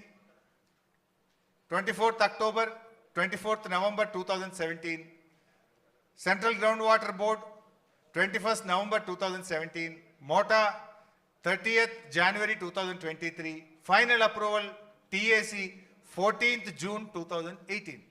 So అన్ని అనుమతులతో Kaleshwaram project కట్టినాం. కొంతమంది అప్పుడప్పుడు మీరు వినేవాళ్ళు కాళేశ్వరంకు డిపిఆర్ఏ లేదు, డిపిఆర్ఏ లేకుండా కాళేశ్వరం కట్టినా కూడా ఆ మధ్యలో మన మీద బురద జల్లిండ్రు. డిపిఆర్ లేకుంటే సెంట్రల్ వాటర్ కమిషన్ ఇన్ని అనుమతులు ఇస్తుందా? అసలు డిపిఆర్ సబ్మిట్ చేయకుండా సిడబ్ల్యూసి స్క్రూటినీ చేస్తుందా? అసలు ఎవడన్నా లోన్ ఇస్తాడా? అంటే ఇన్ని అనుమతులు ఉన్నాయి కనుకనే మనకు లోన్ వచ్చింది. మనం ఈ అనుమతులన్నీ కూడా సాధించి ప్రాజెక్ట్ నిర్మాణం చేయగలిగాం. అంటే Kaleshwaram has every permission, every approval. అంటే స్టాట్యుటరీగా రాష్ట్ర కేంద్ర ప్రభుత్వాల నుంచి తీసుకోవాల్సిన అన్ని అనుమతులను కాళేశ్వరం ప్రాజెక్టు పొందింది, ఇంక్లూజింగ్ కాస్ట్ అప్రైజల్.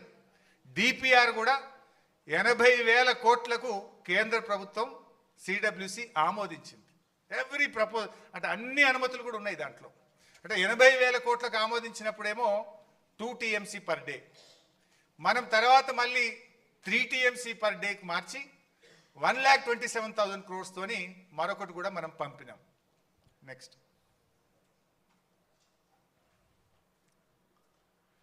సో రీఇంజనీరింగ్తో గోదావరి నది ఎట్లా సజీవమైంది అనేది కూడా మనం చెప్పినాం.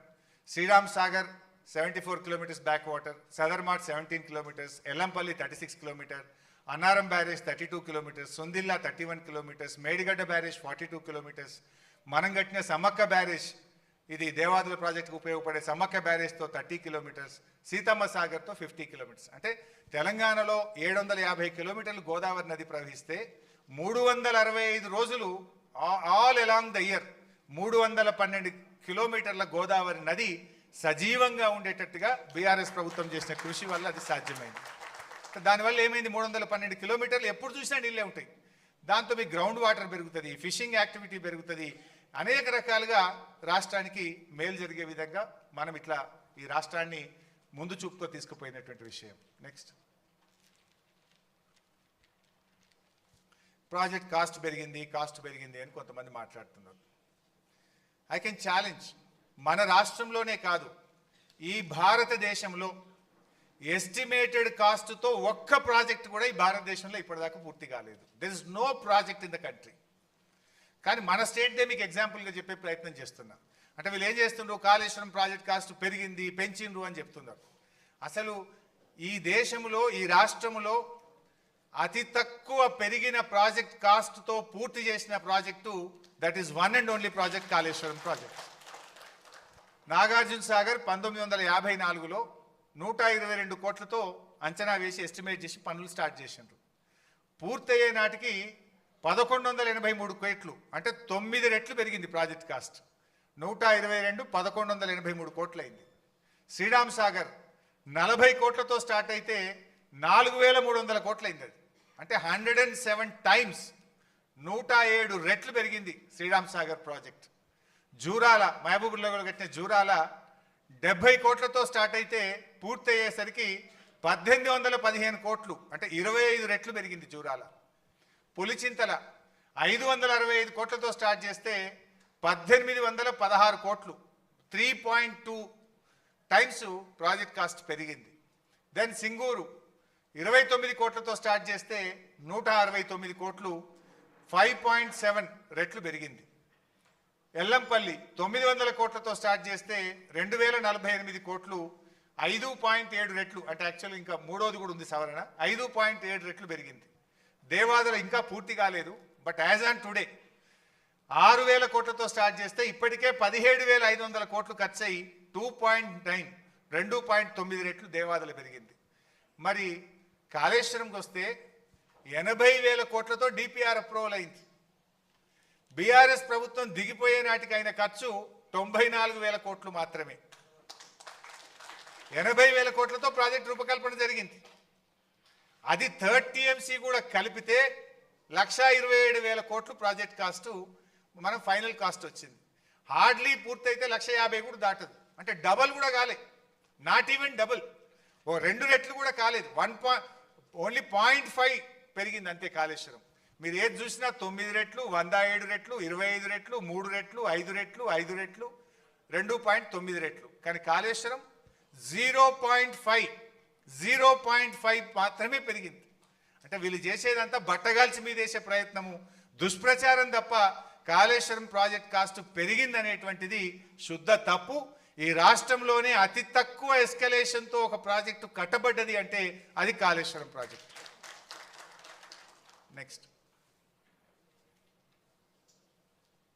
సరే ఈ మధ్య కాంగ్రెస్ వాళ్ళు చాలా పంట పండింది, కాంగ్రెస్ వచ్చినాక ఇంత పంట పండింది అని చెప్తున్నారు ఈ మధ్యలో. మీరు, నేను అడుగుతున్న సీదా ఒకటే ముచ్చట, కాంగ్రెస్ ప్రభుత్వం వచ్చినాక ఒక ప్రాజెక్ట్ ఏదైనా పూర్తి చేసిండ్రా, ఒక చెక్ డ్యామ్ ఏమన్నా కట్టినరా, ఒక్క చెరువు ఏమన్నా కట్టినరా, ఒక్క ఎకరానికి ఏమన్నా అదనంగా నీళ్ళు ఇచ్చిండ్రా?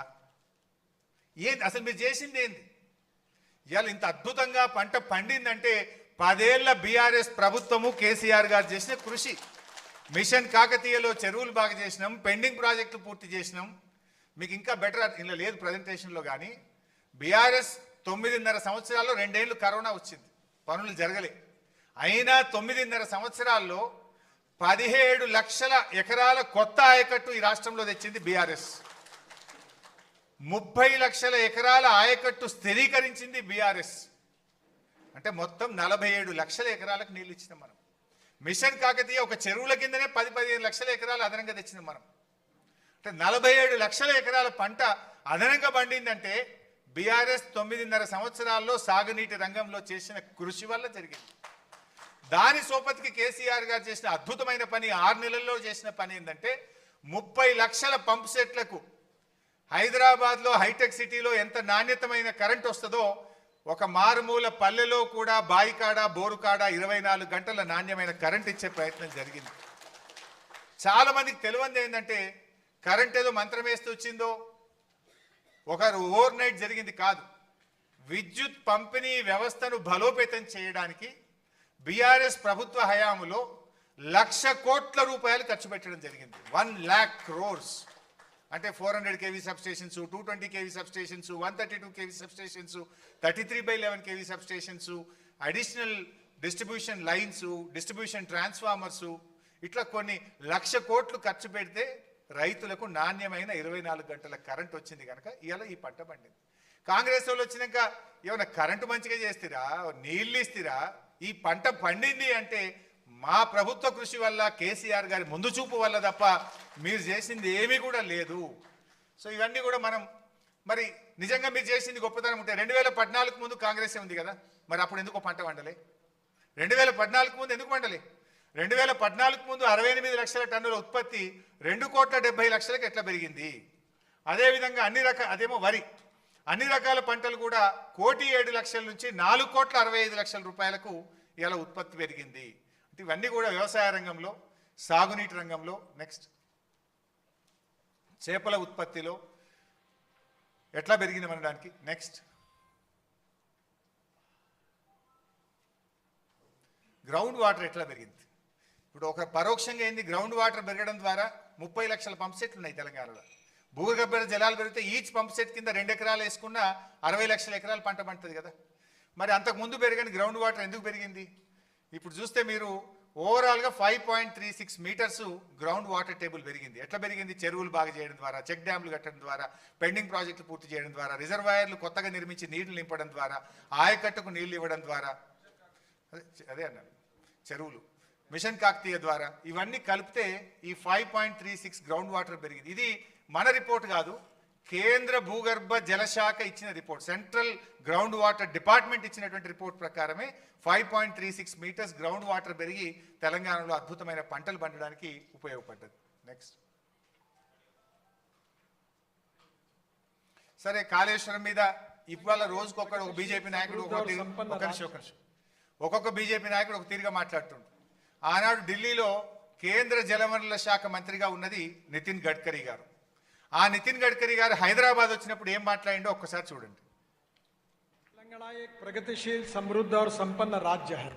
हम अक्सर एक बात कहते हैं, मैंने रिट्रोस्पेक्टिव इस प्रोजेक्ट के लिए दी और मुझे खुशी है कि ये डैम कालेश्वरम के कारण हैदराबाद की भी पानी की समस्या को सुलझाया गया है. కాళేశ్వరం వల్ల ఇలా హైదరాబాద్ సమస్య, తాగునీటి సమస్య తీరింది, అద్భుతమైన పంటలు పండుతున్నాయి, ఈ ప్రాజెక్ట్ గొప్పది అని అనేక సందర్భాల్లో చెప్పారు గడ్కరీ గారు. ఇది ఒక హైదరాబాద్లో మీటింగ్ చెప్పినటువంటి విషయం. నెక్స్ట్, ఆనాటి మన గవర్నర్ నరసింహన్ గారు కూడా ఏం చెప్పారో ఒక్కసారి మీరు చూడండి. ఈ ముక్తేశ్వర్, ఈ ముక్తినాథ్లో ఈ పెట్టిన ఈ ప్రాజెక్ట్ మన రాష్ట్ర ప్రజలందరికీ నీళ్లు, తాగనీళ్ళకి, ఇరిగేషన్కి, ఇండస్ట్రీస్ అన్నిటికీ ఒక ముక్తి తీసుకొచ్చిన ఈ ముక్తినాథ్ భూమిలో తీసుకొచ్చే కాళేశ్వరం ప్రాజెక్ట్ కాబట్టి, సో కాళేశ్వరం ఎంత గొప్పగా పనిచేసింది అనేది వారు స్వయంగా విజిట్ చేసి చూసి, ప్రాజెక్ట్ను చూసి, ఆ రోజు ఈ ప్రాజెక్టు పనితీరును, ప్రాజెక్టు యొక్క ఫలితాలను అభినందించినటువంటి వ్యక్తి నరసింహన్ గారు. దెన్ సిడబ్ల్యూసి, ఎవరైతే మొత్తం ఈ దేశంలో సాగునీటి రంగానికి అథారిటీ ఉందో, సెంట్రల్ వాటర్ కమిషన్, దాని చైర్మన్, దాని head of the organisation Masood Hussain గారు ఏమన్నారో ఒక్కసారి మీరు చూడండి. ఆయన వచ్చి విజిట్ చేసి ప్రాజెక్టులో మాట్లాడాడు. కాళేశ్వరం ప్రాజెక్టు పనులు జరుగుతున్న తీరుపై కేంద్ర జల సంఘం ప్రశంసల వర్షం కురిపించింది. The agencies which are working, the designs, their planning, execution, everything is by and large highly satisfactory. So project execution, design అన్నీ కూడా చాలా బాగుంది, హైలీ సాటిస్ఫాక్టరీ ఉందని ఇంకా చాలా చెప్పాడు ఆయన. మరి టైం తక్కువ ఉంటుందని నేను షార్ట్గా పెట్టినారు. డీటెయిల్డ్గా అసలు అద్భుతమైన పని జరుగుతుందని చెప్పి సిడబ్ల్యూసి చైర్మన్ మసూద్ హుసేన్ గారు కూడా అభినందించినటువంటి విషయం. నెక్స్ట్, చంద్రబాబు నాయుడు. కాళేశ్వరం మీరు అభివృద్ధి చేశారు, చాలా మంచి పని చేశారు. ఆయన కూడా కాళేశ్వరంను చాలా మంచి పని చేసిండ్రు, కాళేశ్వరం ద్వారా నీళ్ళు వచ్చాయని చెప్పిండు. సరే, ఆయన ఉంటాడు కదా తిక్కల మంత్రి, ఆయన కూడా ఏం చెప్పిండు, ఇప్పుడు ప్రస్తుత మంత్రి, అది కూడా చూడండి. నిజంగా దేశ చరిత్రలోనే మొట్టమొదటి కావచ్చు బహుశా. దీనికి ముఖ్యమంత్రి గారిని కూడా వారికి కూడా అభినందనలు తెలియజేసుకుంటున్నాం. ఎందుకంటే అభ్యంతరం ఉన్న ప్రాబ్లమ్స్లో ఉన్న ప్రాజెక్టులు ఆపేసి రీడిజైన్ చేస్తే పొరపాటు తప్పేం లేదు. మా కాంగ్రెస్ పార్టీ నాయకులు అసెంబ్లీలో ఈ ప్రాణహిత చేవెళ్ళ తుమ్మిడియేటి చర్చ వస్తే ఆ కాంగ్రెస్ ఒక నాయకుడు మేము ప్రిపేర్ అయ్యి రాలేదన్నాడు. ఆయన ఒక నాయకుడు అంటే ఎంత విచిత్రం అంటే, కానీ మనం ఒక బాధ్యతమైన పోస్ట్లో ఉన్నప్పుడు అది నేర్చుకోవాల్సిన అవసరం ఉన్నది. Next water man of India Magsaysay award గ్రహీత water man of India Rajendra Singh గారు ఏమన్నారో కూడా చూద్దాం. The Godavari before dry and dead river. Now due to this project, flowing river, water come. जब पानी आ जाता है ना तो जीवन आ जाता है. जब ये सरकार बनी उन्होंने काकतिया तालाबों का काम शुरू किया था. मैं तब आया था, मैंने विजिट किया था और मैंने अपना जन्मदिन एक तालाब पर मनाया था. काकतिया मिशन को मैं अपने काम का रीएप्लीकेशन मानता हूँ. ये तेलंगाना राज्य पहले नंबर का राज्य है जिसने जो कह सकता है कि सबके पास जीने और पीने के लिए पानी है, सबके लिए खेती के लिए पानी है, उद्योग के लिए पानी है. ये बात अपने आप में कहना बहुत गौरव की बात होती है. इसलिए तेलंगाना मेरे दिल के पानी के मामले में बहुत करीब है. हम चाहते हैं कि ये जो तेलंगाना सरकार ने अच्छे काम किए हैं, इन कामों को देश भर के लोग देखें, इन कामों को देश भर के लोग समझें, इन अच्छे कामों को ये देश जाने. देखिए लिंकिंग ऑफ रीव చాలా డీటెయిల్గా ఉంది. నెక్స్ట్ యాక్చువల్గా మనము కార్పొరేషన్ ద్వారా అప్పులు తెచ్చారు అని కూడా మన మీద పదే పదే చెప్తున్నారు. యాక్చువల్గా బీఆర్ఎస్ ప్రభుత్వము అప్పు తెచ్చింది ఒక ప్రైవేట్ ఆర్గనైజేషన్ దగ్గరనో కూర్చోబెట్టడాను, ప్రైవేట్ ఆర్గనైజేషన్ దగ్గరనో ఇంకెక్కడనో కాదు. మనం తెచ్చింది కేంద్ర ప్రభుత్వ సంస్థలు, ఒకటి పిఎఫ్సి, రెండు ఆర్ఈసి. కేంద్ర విద్యుత్ శాఖ కింద ఉండేటువంటి సంస్థలు పిఎఫ్సి, ఆర్ఈసి. అవి కేంద్ర ప్రభుత్వ సంస్థలు ఆడిట్ లేకుండా, డిపిఆర్ లేకుండా, అనుమతులు లేకుండా అప్పిస్తాయా? మనం తెచ్చింది ఎక్కడో, ఇప్పుడు ఈ కాంగ్రెస్ ప్రభుత్వం తెచ్చింది భూములు కుదబెట్టి స్టాక్ ఎక్స్చేంజ్ దగ్గర పోయి బ్రోకర్కు 170 కోట్ల రూపాయల బ్రోకరేజ్ ఫీజు లంచం ఇచ్చి 10,000 కోట్ల అప్పు వీలు తెచ్చింది. కానీ మనము బాజాబ్తా రాష్ట్ర ప్రభుత్వం కేంద్ర ప్రభుత్వం దగ్గర అప్పు తెచ్చి కాళేశ్వరం ప్రాజెక్టు మనం నిర్మించడం జరిగింది.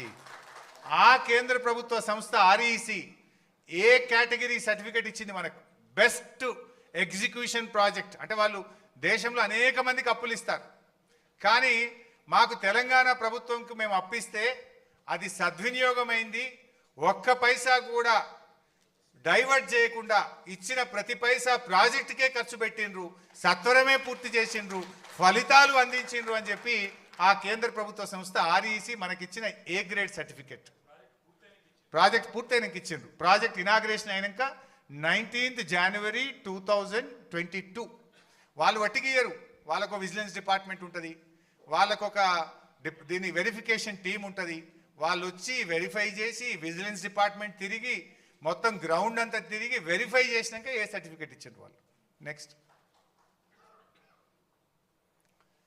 ఇది పంజాబ్ ముఖ్యమంత్రి భగవత్ సింగ్ మాన్, ఆయన కూడా వచ్చి చూసి ఈ ప్రాజెక్ట్ అద్భుతంగా కట్టిండ్రని వారు కూడా ప్రాజెక్ట్ సైట్లోనే మన రాష్ట్రాన్ని అభినందించిపోయినటువంటి విషయం. తర్వాత ఇది ఒక chief engineer, central water commission chief engineer KL Das అని, ఆయన మరీ అద్భుతంగా మాట్లాడిన ఆయన అయితే అసలు Kaleshwaram project is a engineering Marvel. అసలు నేను ఇంత గొప్ప ప్రాజెక్టును సిడబ్ల్యూసి చీఫ్ ఇంజనీర్గా నేను చూడలేదు.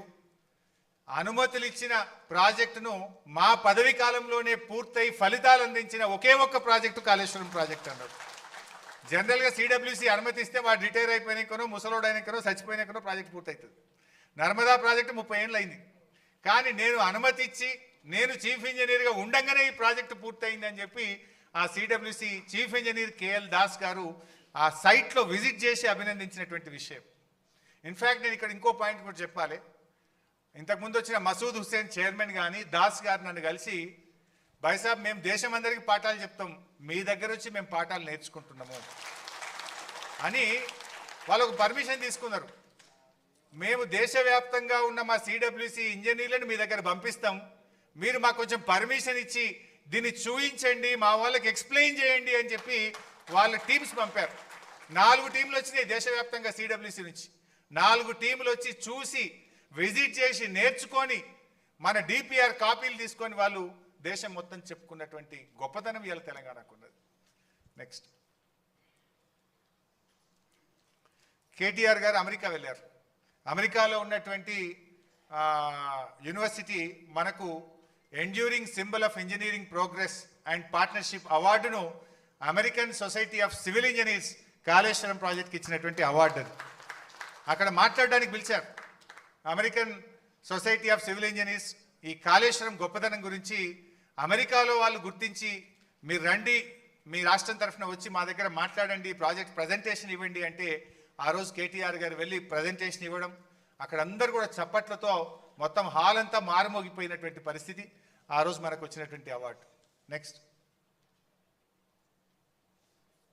ఈ మధ్య సుప్రీంకోర్టు కూడా ప్రపంచంలోనే అతిపెద్ద ఎత్తిపోతల పథకం, అద్భుతమైన ప్రాజెక్టు కాళేశ్వరం అని చెప్పి సుప్రీంకోర్టు కూడా ఈ మధ్య కాలంలో మాట్లాడినటువంటి వార్త. ఇది మీరు చూడొచ్చు, ఈనాడు దినపత్రికలో వచ్చింది. మన హైకోర్టు జడ్జెస్, ఒక టీమ్ ఆఫ్ జడ్జెస్ వెళ్ళి విజిట్ చేశారు ఒకసారి. ఇది I think in the year 2019 or 20. ఆ టైంలో వాళ్ళు వెళ్ళి అసలు కాళేశ్వరం అద్భుతం, ఇంజనీర్ల పనితీరు అభినందనీయం అని చెప్పి ఆ రోజు high court chief justice and team of judges కూడా వెళ్ళి మన ప్రాజెక్ట్ను అభినందించినటువంటి విషయం. నెక్స్ట్, సరే ఇందాక నేను చెప్పిన 1 ఎకరానికి నీళ్లు రాలేదు అంటే ఏ రకంగా నీళ్లు వచ్చినాయి అనేటువంటిది డీటెయిల్డ్గా ఇరిగేషన్ డిపార్ట్మెంటు అసెంబ్లీలో వైట్ పేపర్ సందర్భంగా ఇచ్చిండ్రు. ఇరిగేషన్ డిపార్ట్మెంటు కొత్తగా వచ్చిన కాంగ్రెస్ ప్రభుత్వానికి ఇచ్చినటువంటి రిపోర్ట్ ఇది. 20 లక్షల ఎకరాలకు కాళేశ్వరం ప్రాజెక్టు ద్వారా లబ్ధి జరిగింది. నెక్స్ట్, కాళేశ్వరం కుప్పగూలిందని ఎన్డీఎస్ఏ చెప్పిందని ఒక దుష్ప్రచారం చేస్తూ ఉన్నారు. వాస్తవానికి ఎన్డీఎస్ఏ ఏం చెప్పింది అనేది కూడా అక్కడ మనం మెన్షన్ చేసినాం. చాలా స్పష్టంగా చెప్పింది ఎన్డీఎస్ఏ. ఇది ఎన్డీఎస్ఏ రిపోర్ట్లో నుంచి చెప్తున్నటువంటి point. After obtaining the results from the various investigations and on opinion of the experts committee, the restoration of the block 7 of Medigadda barrage will be taken up and the barrage will be under operation. చాలా స్పష్టంగా వాళ్ళు 7th బ్లాక్ను తీసి మళ్ళీ కట్టడం ద్వారా బ్యారేజ్ను ఆపరేషన్లోకి తీసుకురావచ్చు అని ఎన్డీఎస్ఏ చెప్పినటువంటి నివేదికలో స్పష్టంగా ఉంది. కానీ వీళ్ళు కాళేశ్వరమే కుప్పగూలింది, మొత్తానికే పోయింది అంటున్నారు. ఎన్డీఎస్ఏ ఓన్లీ బ్లాక్ 7ను తీసి మీరు కొత్త బ్లాక్ మళ్ళీ కట్టడం ద్వారా దాన్ని ఆపరేషన్లోకి తీసుకురావచ్చు అని చెప్పి ఎన్డీఎస్ఏ తన నివేదికలో చాలా స్పష్టంగా చెప్పింది. ఇప్పటికి ఏడాది అర్థమైపోయింది. నెక్స్ట్, తర్వాత ప్రాజెక్ట్ నిర్మాణంలో నాణ్యత లేదు, డిజైన్లో లోపం ఉందని కూడా పదే మన మీద బురద జల్లే ప్రయత్నం చేస్తారు. కాళేశ్వరం ప్రాజెక్ట్ కట్టిన తర్వాత 2022వ సంవత్సరంలో గోదావరి నది 500 ఏండ్ల చరిత్రలో 500 ఇయర్స్లో ఎప్పుడు రానంత వరద 29 లక్షల క్యూసెక్కుల వరదను తట్టుకొని ఆ మేడిగడ్డ బ్యారేజ్ నిలబడ్డది. నిజంగా డిజైన్ లోపం ఉంటేనో క్వాలిటీ లేకపోతేనో నది చరిత్రలో రానంత వరద, 500 ఏండ్లలో రానంత వరద 29 లక్షల క్యూసెక్కుల వరదను తట్టుకొని మేడిగడ్డ బ్యారేజ్ నిలబడ్డది అంటే ఎక్కడ కూడా అటువంటి డిజైన్ లోపం లేదు. ఈవెన్ ఆ 2 పిల్లర్లు కుంగిన తర్వాత కూడా కాంగ్రెస్ పార్టీ మినిమం జాగ్రత్తలు తీసుకోక ఇది ఆయన కొట్టకపోతే బాగుండని ఇడిచిపెట్టారు. అయినా కూడా 2023లో 15 లక్షల క్యూసెక్కుల వరద వచ్చినా కూడా మేడిగడ్డ చెక్కు చెదరకుండా నిలబడ్డదంటే అక్కడ ఎటువంటి నాణ్యత లోపం లేదు. యాక్చువల్గా ఒక ఎర్త్క్వేక్ కూడా వచ్చింది. ఈ మధ్య ఒక రిపోర్ట్ కూడా వస్తుంది, గోదావరి నది ఆ లోయలో ఒక ఎర్త్క్వేక్ కూడా వచ్చింది అనేటువంటిది ఈ మధ్య ఎన్ఆర్ఎస్ఏ వాళ్ళు కూడా ఒక రిపోర్ట్లో చెప్తున్నారు. సరే, what ever is the reason, earthquake వల్ల జరిగిందా దేనివల్ల జరిగినా జరిగింది చిన్నపాటి 2 పిల్లర్ల కుంగుబాటు. అచ్చా, ఎర్త్క్వేక్ వచ్చిన దాని తర్వాత ఎర్త్క్వేక్ కూడా వచ్చింది, ఆ ఎర్త్క్వేక్ను తట్టుకొని కూడా అది నిలబడ్డది. సో ఎర్త్క్వేక్ వచ్చినా ఇబ్బంది రాలేదు, 29 లక్షల క్యూసెక్కుల వరద వచ్చినా ఇబ్బంది రాలేదు, అంటే ఆ ప్రాజెక్టులో ఎక్కడ కూడా నాణ్యత లోపమో ఇంకోటో లేదు. అది జరిగింది కేవలం 2 పిల్లర్ల కుంగుబాటు మాత్రమే. నెక్స్ట్, ఇక పదే ఎలక్షన్ల ముందు రాహుల్ గాంధీ నుంచి మొదలుకుంటే రేవంత్ రెడ్డి దాకా 1,00,000 కోట్ల అవినీతి జరిగింది, 1,00,000 కోట్ల అవినీతి జరిగింది అన్నారు. అసలు బీఆర్ఎస్ హయాంలో మొత్తం ప్రాజెక్టు మీద పెట్టిన ఖర్చే 94,000 కోట్లు. ఇక 1,00,000 కోట్ల అవినీతి ఎడికెళ్ళవుతుంది? అంటే ఎంత గోబల్స్ ప్రచారం చేసిండ్రు అనడానికి ఇది ఒక ఉదాహరణ. రేవంత్ రెడ్డికి పిల్లనిచ్చిన మామనే చెప్పిండు. ఆ వీడియో కూడా చూద్దాం. నెక్స్ట్ ఏం చెప్పిండో చూడండి ఒకసారి.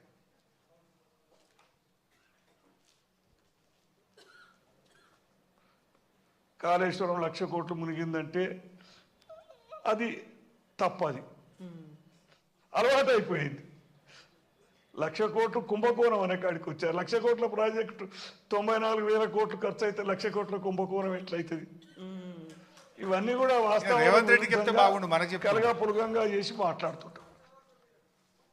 నెక్స్ట్, అంటే దుష్ప్రచారాలు ఎట్లుంటాయి అనడానికి ఇంకొక చిన్న ఉదాహరణ. కమిషన్ ముందు కాంగ్రెస్ నాయకులు కొంతమంది, కాంగ్రెస్కు వత్తాసు పాడినటువంటి కొంతమంది వ్యక్తులు పోయి రకరకాల గోబల్స్ ప్రచారం చేసేవాళ్ళు. కమిషన్ ముందు పోవుడు, తెల్లారి వచ్చి మీడియా ముంగట మాట్లాడు, తెల్లారి పేపర్లలో పతాక శీర్షికన వార్తలు రావడం. ఒకరోజు ఏమొచ్చింది, కాళేశ్వరం డిపిఆర్కు 677 కోట్ల, అన్ని పేపర్లు వచ్చింది. ఇట్స్ నాట్ ఇది, మోస్ట్ ఆఫ్ ద పేపర్స్. అందులో చూడండి మీరు, లెక్కలన్నీ ఉన్నాయి, అబద్ధాలు చెప్పొద్దు, జలసంఘం లెక్కల్ని దాచిపెడతారా, మాజీ అధికారులపై ఫైర్.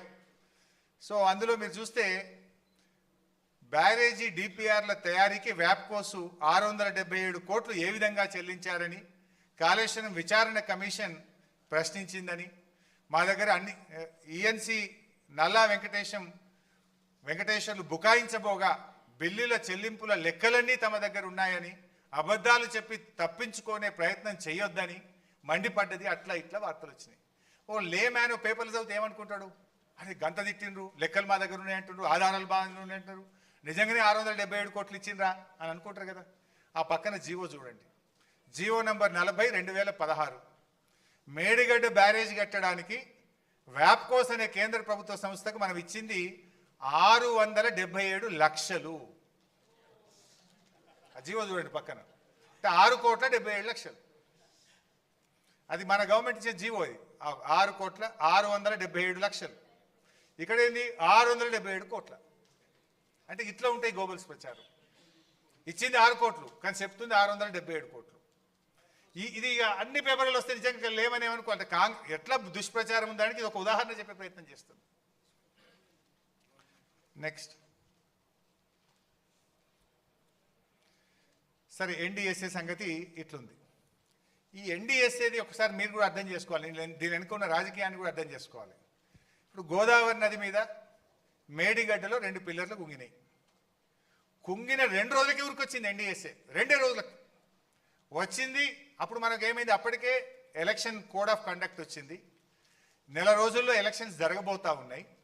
ఎంత హడావిడిగా ఎన్డీఎస్ఏ వచ్చిందంటే, యాక్చువల్ రూల్ ఏం చెప్తుందంటే ఆ రాష్ట్ర ప్రభుత్వం కోరితే ఎన్డీఎస్ఏ రావాలి, సలహా సూచన ఇవ్వాలి. మనం ఏం కోరలే, హడావిడిగా వచ్చింది, 2 రోజుల్లో వచ్చింది, 3 రోజుల రిపోర్ట్ ఇచ్చింది. అసెంబ్లీ ఎన్నికల ముందు ప్రాథమిక నివేదిక, పార్లమెంట్ ఎన్నికల ముందు మధ్యంతర నివేదిక, బీఆర్ఎస్ పార్టీ రజతోత్సవం జరుపుకుంటే తుది నివేదిక. కరెక్ట్గా టైంకి ఇస్తుంటుంది. దీనికంటే ఇంకా ముఖ్యమైన పాయింట్ నేను ఇక్కడ మీరు అర్థం చేసుకోవాల్సింది, ఇదే గోదావరి నది మీద అదే సెంట్రల్ వాటర్ కమిషన్, అదే ఎన్డీఎస్ఏ కట్టింది పోలవరం ప్రాజెక్టు. ఇదే గోదావరి జస్ట్ కింద, మేడిగడ్డ తర్వాత వచ్చేది మన సమ్మక్క బ్యారేజ్, దాని కింద సీతారామ బ్యారేజ్, దాని కింద లాస్ట్కి వచ్చేది పోలవరం. సో ఆ పోలవరం ప్రాజెక్టు ఇంకా చాలా ఇంపార్టెంట్ పాయింట్ మంచిగా వినాలి. ఆ పోలవరం ప్రాజెక్టుకు ఎవరు CEO? Polavaram is a national project, అంటే జాతీయ ప్రాజెక్ట్. కట్టేది ఎవరు? Central water commission. ఎన్డీఎస్సీ అంటే ఎవరు? సెంట్రల్ వాటర్ కమిషన్లో ఒక విభాగం. ఎన్డీఎస్సీలో ఎవరు పనిచేస్తారు? సిడబ్ల్యూసీ చీఫ్ ఇంజనీర్లే, సిడబ్ల్యూసీ ఇంజనీర్లే ఎన్డీఎస్సీలో పనిచేస్తారు. NDSC and CWC both are one and the same. వీళ్ళే అండ్ల పనిచేస్తారు, వాళ్ళే ఇండ్ల పనిచేస్తారు. సో మరి ఆ పోలవరం కట్టింది ఎవరు? CWC, NDSC. పోలవరంలో డయాఫ్రేమ్ వాల్ కొట్టుకపోయింది, దాదాపు 1500 కోట్ల నష్టం జరిగింది. గైడ్ వాల్ కొట్టుకపోయింది. పోలవరంలో కాపర్ డ్యామ్ లీకేజ్ అయింది. మరి ఇవన్నీ జరిగితే ఇది ఎప్పుడు జరిగింది? 4 ఏళ్ళు అయింది. ఇప్పటిదాకా ఎన్డీఎస్ఏ ఎందుకు పోదు అని నేను అడుగుతా ఉన్నా. ఈ మేడిగడ్డ మీద అంత అత్యుత్సాహం ప్రదర్శించిన ఎన్డీఎస్ఏ అదే గోదావరి నది మీద కట్టిన పోలవరంలో వేల కోట్ల రూపాయల నష్టం జరిగి డయాఫ్రేమ్ వాల్ కొట్టుకుపోయి కాపర్ డ్యామ్లో లీకేజీలు వచ్చి గైడ్ వాల్ పడిపోతే అక్కడికి ఎన్డీఎస్ఏ ఎందుకు పోదు? 4 ఏళ్ళైనా ఎన్డీఎస్ఏ ఎందుకు పోలేదు? ఎన్డీఎస్ఏ అనేది ఇది బీజేపీకి ఒక జేబు సంస్థలాగా, అది కూడా మరో ఈడీ సిబిఐ లాగా తయారైపోయింది. అందువల్లనే ఇవాళ ఏమైంది, అక్కడనేమో ఇంతవరకు పోలే, ఇంతవరకు ఒక రిపోర్ట్ కూడా ఇవ్వలే 4 ఏళ్ళైనా. ఇక్కడ మాత్రం అసెంబ్లీ ఎన్నికల ముందు ఒకటి, పార్లమెంట్ ఎన్నికల ముందు ఒకటి, రజతోత్సవం ముందు ఒకటి. ఇలా ఇంకా ఇంట్రెస్టింగ్ పాయింట్ చెప్తా మీకు. ఆ పోలవరం కట్టింది, పోలవరంకు సెంట్రల్ వాటర్ కమిషన్ నుంచి ఒకరు ఉంటారు. దాన్ని ఏమంటారంటే CEO of Polavaram project authority. Who is that CEO? NDSA report ఎవరైతే ఇచ్చిండో ఆయనే సిఇఓ ఉన్నాడు. కొట్టుకపోయినా కట్టినోడు, కట్టింది కొట్టుకపోయినాడు. ఎవరు? ఆయన పేరు చంద్రశేఖర్ అయ్యర్. ఆ చంద్రశేఖర్ అయ్యరే పోలవరం ప్రాజెక్టుకు సిఇఓగా ఉండి ఆయన కడితే అది కొట్టుకపోయింది. ఆయన వచ్చి మేడిగడ్డ మీద రిపోర్ట్ ఇస్తాడు. ఇక is the chairman of this NDSA. ఎవరి నాయకత్వంలో అయితే పోలవరం గట్టి కొట్టుకపోతుందో ఆడికి ఎవడు బోర్డు రిపోర్ట్ ఇయ్యడు. ఆయన్నే తర్వాత పోలవరం నుంచి మన జిఆర్ఎంబికి చైర్మన్గా పనిచేసిండు, తర్వాత ఎన్డీఎస్ఏకి పోయిండు. ఇప్పుడు ఆయన రిపోర్ట్ ఇస్తాడు, ఇక దాన్ని మనం ఇప్పుడు ఆమోదించాలంటారు. అంటే ఎంత రాజకీయ దురుద్దేశం దీని వెనుక ఉంది అనేటువంటిది మీరు అర్థం చేసుకోవడానికి పనికొస్తుంది. నెక్స్ట్, ఇక ఇది కూడా ఒకటి ఇంపార్టెంట్. ఆ మధ్య మన మీద అనేటోళ్ళు నది లేని చోట ఎవరైనా జలాశయం కడతారా, నది లేని చోట గంత పెద్ద మల్లన్న సాగర్ కట్టచ్చా, రిజర్వాయర్లు ఏడగట్టినా నది మీద కడతారు కానీ నది లేని చోట కడతారా, భూకంపం వస్తుంది లేకపోతే ఇది వస్తుంది మొత్తం ఇదైపోతుంది అని చెప్పేటోళ్ళు. మన రాష్ట్రంలో నది లేని చోట ఇగో కండలేరు 68 టీఎంసీలు, గోరకల్లు 10, వెలుగొండ 41, వెలుగోడు 17, బ్రహ్మంగారి మఠం 17, అవుకు 7, అలుగునూరు 3, ఇక బొల్లంపల్లికి వద్దాం. ఇవన్నీ ఇన్ని రిజర్వాయర్లు ఆల్రెడీ నది లేని చోట ఉన్నాయి. ఇప్పుడు చంద్రబాబు నాయుడు కొత్తగా గోదావరి బంకచెర్లు అంటుండు కదా, అదే గోదావరి బంకచెర్ల మీద బొల్లంపల్లి దగ్గర 150 టీఎంసీల రిజర్వాయర్కి ఈరోజు ఆయన ప్లాన్ చేస్తున్నాడు. మరి మనం 50 టీఎంసీలది కడితేనే గంత పెద్దది కట్టాలనా, గన్ని ఊర్లు ముంచాలనా, గంత పెద్దది అవసరమా, నది లేని చోట కడతారా, భూకంపం వస్తుందని మాట్లాడారు. మరి ఇప్పుడు ఇవన్నీ గతంలో కట్టినాయి, మనకంటే పెద్దవి ఉన్నాయి 68, ఇప్పుడు 150 టీఎంసీలతో కడుతున్నారు. కేసీఆర్ గారు ఆ రోజు 100 ఏళ్ల ముందుకు ఆలోచించాడు. ఆయన రాజకీయం కోసం ఆలోచించలే. మల్ల రిజర్వాయర్లు కట్టలేం, హైదరాబాద్కు దగ్గరున్నది, రేపు హైదరాబాద్ త్రాగునీటి అవసరాలకు, పారిశ్రామిక అవసరాలకు మన మల్లన్న సాగర్ ఒక వరంగా ఉండాలని చెప్పి భవిష్యత్తు కోసం ఆలోచించి మల్లన్న సాగర్ కేసీఆర్ ఆ రోజు రూపకల్పన చేసి కట్టించారు. నిజానికి తక్కువ డబ్బుతో కట్టచ్చు, తొందరగా కట్టచ్చు, తొందరగా నీళ్ళు ఇచ్చి రాజకీయంగా లబ్ధి పొందొచ్చు. 4 రోజులు లేట్ అయినా సరే మల్ల ప్రాజెక్టు కట్టలేము. 100 ఏళ్ల ముందుకు ఆలోచించి 100 ఏళ్ల తర్వాత హైదరాబాద్ అవసరాలను దృష్టిలో పెట్టుకొని అంత పెద్ద అద్భుతమైన రిజర్వాయర్ను మల్లన్న సాగర్ కేసీఆర్ గారు నిర్మించారు. ఈరోజు ఇవన్నీ ఇవాళ వాళ్ళు ఎందుకు మరి పిచ్చి చేసి 150 టీఎంసీలు ప్రతిపాదిస్తున్నారా బొల్లంపల్లి కాడ? మరి ఆడ ఏం నది లేదు కదా, గంత పెద్దది వాళ్ళు కడుతున్నారు కదా, మరి ఆడ భూకంపాలు రావా? ఆనాడు మన మీద చాలా మంది విమర్శలు చేసినారు, వీళ్ళు ఎవరు మాట్లాడతలేడు దాని మీద. టు అండర్స్టాండ్, మీకు అర్థం కావడం కోసం చెప్పే ప్రయత్నం. నెక్స్ట్, ఇందాక నేను చెప్పిన అదే మేడిగడ్డను రిటైర్డ్ ఇంజనీర్లు వ్యతిరేకించిండ్రా అనేటువంటిది అసెంబ్లీలో ఒకసారి రేవంత్ రెడ్డి మాట్లాడుతూ ఒక పేరాగ్రాఫే చదివిండి, అట్లా పైన పేరాగ్రాఫ్ చదవడు ఆయన. వాళ్ళు ఏం చెప్పిండ్రు అంటే మేడిగడ్డ నుంచి డైరెక్ట్గా మిడ్ మానేర్ పంపింగ్ సాధ్యం కాదు, దిస్ ఈజ్ నాట్ ప్రాక్టికల్ అన్నారు. కానీ మేడిగడ్డ దగ్గర నీళ్లు ఉన్నాయి, మేడిగడ్డ దగ్గర బ్యారేజీ కట్టుకోవచ్చు, మేడిగడ్డ నుంచి మీరు ప్రత్యామ్నాయంలో ఎల్లంపల్లికి తీసుకుపోవాలి తప్ప డైరెక్ట్ మేడిగడ్డ సాధ్యం కాదన్నారు. దీని మీద కూడా దుష్ప్రచారం చేసిండ్రు. ఆ రిపోర్ట్ను కూడా ఈరోజు మీకు పెట్టడం జరిగింది. నెక్స్ట్, సరే ఇందాక కేటీఆర్ గారు కూడా చెప్పింది, ఇది కాంగ్రెస్ హయాంలో ఏం చేసి జరిగింది అంటే ఏడాది అర్థంలో ఒక ప్రాజెక్టు పూర్తయింది లేదు కానీ పెద్దవాగు కొట్టుకపోయింది, వట్టెం పంప్ హౌస్ మునిగిపోయింది, సుంకిశాల కూలిపోయింది, ఎస్ఎల్బిసి టనల్ అయితే కుప్పకూలింది, అది మళ్ళీ పని కూడా రాదు ఇప్పుడు కాదు. ఆ ఏదైతే టీ బీమ్ మిషన్ ఉందో ఎస్ఎల్బిసిది అది కాదు, బయటకు రాదు, రిపేర్ కాదు. అంటే మొత్తం ప్రాజెక్టు భవిష్యత్తే ప్రశ్నార్థకమైంది.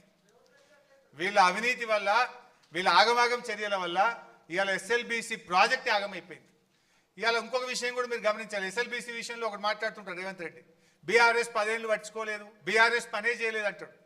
బీఆర్ఎస్ హయాంలో ఎస్ఎల్బిసి ప్రాజెక్టు మీద 3,900 కోట్ల రూపాయలు ఖర్చు పెట్టాము. ఎస్ఎల్బిసి టనల్లో ప్రాజెక్టులో భాగంగా దిండి రిజర్వాయర్ కట్టినాము, పెండ్లిపాక రిజర్వాయర్ కట్టినాము. 10 కిలోమీటర్లకు పైగా ఎస్ఎల్బిసి టనల్ను బీఆర్ఎస్ హయాంలో పని చేసినాము. కానీ ఇది చెప్తలేరు వాళ్ళు. 1 కిలోమీటర్ తవ్వలేదు, 1 మీటర్ తవ్వలేదు అంటారు. 10 కిలోమీటర్ల టనల్ తవ్వినాం, దిండి బ్యాలెన్సింగ్ రిజర్వాయర్ కట్టినాం, పెండ్లిపాక రిజర్వాయర్ కట్టినాం. 3,900 కోట్ల రూపాయలు ఎస్ఎల్బిసి ప్రాజెక్ట్ మీద బీఆర్ఎస్ ప్రభుత్వం ఖర్చు పెట్టింది. ఇంకో క్లాసిక్ ఎగ్జాంపుల్, నిన్న పోయి గంధమల్ల ప్రాజెక్టుకు రేవంత్ రెడ్డి శంకుస్థాపన చేసిండు ఆలేరు కాన్స్టిట్యున్సీలో. మరి గంధమల్ల ఒకవైపు ఏమో కాళేశ్వరం గుప్పగూలింది అంటాడు, 1,00,000 కోట్లు పోయినాయి అంటాడు. మరి గంధమల్లకు నీళ్ళు ఆడికెళ్ళి వస్తాయి? గంధమల్లకు నీళ్ళు ఆడికెళ్ళి వస్తాయి? ఒక్కసారి మూసికి ఫస్ట్ పెట్టు బాబు, ఫస్ట్ మ్యాప్ పెట్టు ఒకసారి, very first of the presentation, మొట్టమొదటి. అంటే వాళ్ళు చెప్తున్నది అబద్ధం అనడానికి మీకు ఈజీగా అర్థం కావడానికి, Kaleshwaram is intact, Kaleshwaram project పనిచేస్తుంది కనుకనే హైదరాబాద్కు 30 టీఎంసీలు మూసీకి తెస్తా, హైదరాబాద్కు మంచినీళ్ళు తెస్తా అని టెండర్లు పిలిచిండు. తర్వాత ఇలా గంధమల్ల కొబ్బరికాయ కొట్టిండు. ఇగో ఇదే అనుకుంటా కదా గంధమల్ల, రైట్. ఇది కొండపోచమ్మ, ఇది కొండపోచమ్మ నుంచి బసవాపూర్ గంధమల్ల, ఇవి 2 ప్రాజెక్టులు. మరి నేను అనేది ఈ గంధమల్లకు నీళ్ళు ఎడికెళ్ళి రావాలి? ఇదంతా పనిచేస్తేనే కదా గంధమల్లకు నీళ్ళు వచ్చేది. మరి కాళేశ్వరం మొత్తం కుప్పగూలిపోతే గంధమల్లకు నీళ్ళు ఎడికెళ్ళి వస్తాయి? అంటే Kaleshwaram is intact, what is saying is wrong. ఎందుకంటే ఇగో ఇది మిడ్మానేర్ నుంచి అన్నపూర్ణ నుంచి రంగనాయక సాగర్ నుంచి మల్లన్న సాగర్ నుంచి కొండపోచమ్మ సాగర్, బసవాపూర్, గంధమల్ల. అంటే ఇవన్నీ నడిస్తేనే కదా వీటికి నీళ్ళు వచ్చేది. యాక్చువల్లీ ఆ గంధమల్ల కూడా ముందు మనం 9 టీఎంసీలు ఉండే, తర్వాత 4 టీఎంసీలకు తగ్గించినాం. అక్కడ ప్రజలు వద్దడం వల్ల ఆలస్యమైంది, లేకపోతే మిగతా అది కూడా అప్పుడే పూర్తయిపోతుండే. ప్రజల నుంచి రెసిస్టెన్స్ ఉండడం వల్ల స్లో అయింది. అంటే ఇలా కాళేశ్వరం మీద మొత్తం కూలిపోయింది అని రేవంత్ రెడ్డి చేసే ప్రచారం తానే చెప్పకనే చెప్పిండి ఏంటంటే కాళేశ్వరం ఇంటాక్ట్ ఉన్నది, కాళేశ్వరం పనిచేస్తుంది కనుకనే కాళేశ్వరం నుంచి హైదరాబాద్కి 30 టీఎంసీలు తెస్తా, మూసీలో నీళ్లు పోస్తా అంటుండు, గంధమల్లకు కూడా నీళ్లు తెస్తా అంటుండు. అంటే వాళ్ళే ఇలా కాంట్రడిక్టరీ ఉన్నటువంటి పరిస్థితి. నెక్స్ట్ లాస్ట్,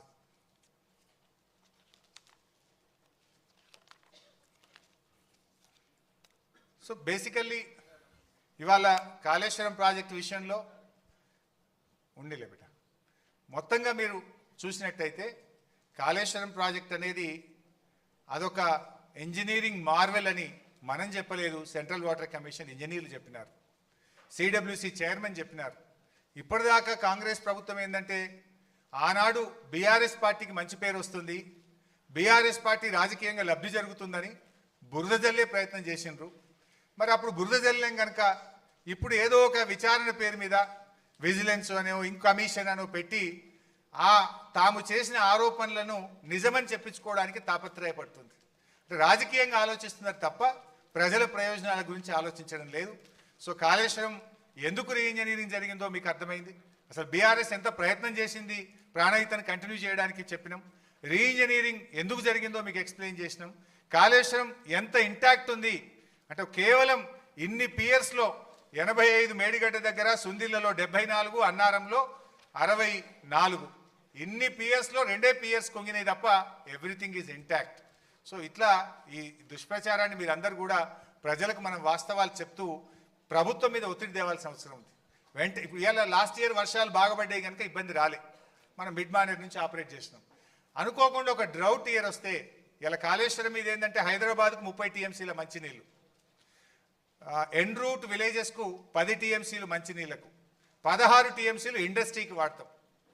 రేపు ఎక్కడన్నా కరువు వస్తే హైదరాబాద్ మంచినీళ్ళకి ఇబ్బంది అవుతుంది. ఎన్ రూట్ విలేజెస్ మేడ్చల్, కరీంనగర్, సిద్దిపేట్, మెదక్, జనగాం ఈ జిల్లాలకు మంచినీళ్ళకి ఇబ్బంది వస్తుంది అండ్ ఇండస్ట్రీస్కి ఇస్తున్నటువంటి 16 టీఎంసీలతో కూడా ఇవాళ కోకోకోలా కంపెనీ వచ్చింది అక్కడ పెద్దది ములుగు ప్రాంతంలో. అట్లా వాటన్నిటికీ అనేక ఇండస్ట్రీస్ కూడా నీళ్ళు ఇస్తున్నాం. రేపు దానికి కూడా ఇబ్బంది వస్తుంది. అంతా ప్రభుత్వం బేషిజాలకు పోకుండా వెంటనే దాన్ని రిస్టోర్ చేసినట్టయితే రేపు ప్రతికూల పరిస్థితుల్లో కూడా ఈ రాష్ట్రానికి కల్పతరువు కాళేశ్వరం ప్రాజెక్టు. సో అలాంటి ప్రాజెక్టు మీద ఇంకా చిల్లర రాజకీయాలు మాని, చిల్లర ప్రచారాలు మాని, బేషిజాలకు పోకుండా ఇలా ప్రాజెక్టును రూపకల్పన చేయాల్సిన అవసరం ఉంది. సరే, అల్టిమేట్గా మనం ప్రజా ఉద్యమాలు చేద్దాం, ఒత్తిడి పెంచుదాం. ఎందుకంటే ఇలా మనం చెప్పిందల్లా కూడా కాంగ్రెస్ దుష్ప్రచారాలను పటాపంచలు చేయడం తప్ప ఇంకోటి లేదు. ఇవాళ కమిషన్ ముందుకు పోవడానికి ఏదో భయపడుతున్నా. ఎవరు భయపడుతున్నారని చెప్పి నీకు? రేవంత్ రెడ్డికి. తప్పకుండా కాళేశ్వరం కమిషన్ ముందు మేము వెళ్తాం, మీరు చేసిన దుష్ప్రచారాలన్నీ కూడా పటాపంచలు చేస్తాం. దానికి ఎవరు భయపడేది లేదు. ప్రాణత్యాగానికే సిద్ధపడ్డ నాయకులు ఇలాంటి మీరు చేసే చిల్లర తాటాకు చప్పులకు భయపడే నాయకత్వం బీఆర్ఎస్ నాయకత్వం. డెఫినెట్గా మీరు చెప్పిన అబద్ధాలు గోబల్స్ అన్నింటినీ కూడా పటాపంచలు చేసి నిజాలన్నీ కాళేశ్వరం ముందు చెప్తామని చెప్పి కూడా మేము ఈ సందర్భంగా తెలియజేస్తూ, ఇంకేమైనా క్వశ్చన్స్ ఉంటే, ఏమైనా డౌట్స్ ఉంటే మీరు అడగండి. క్లుప్తంగా నేను I will try to conclude. Anybody?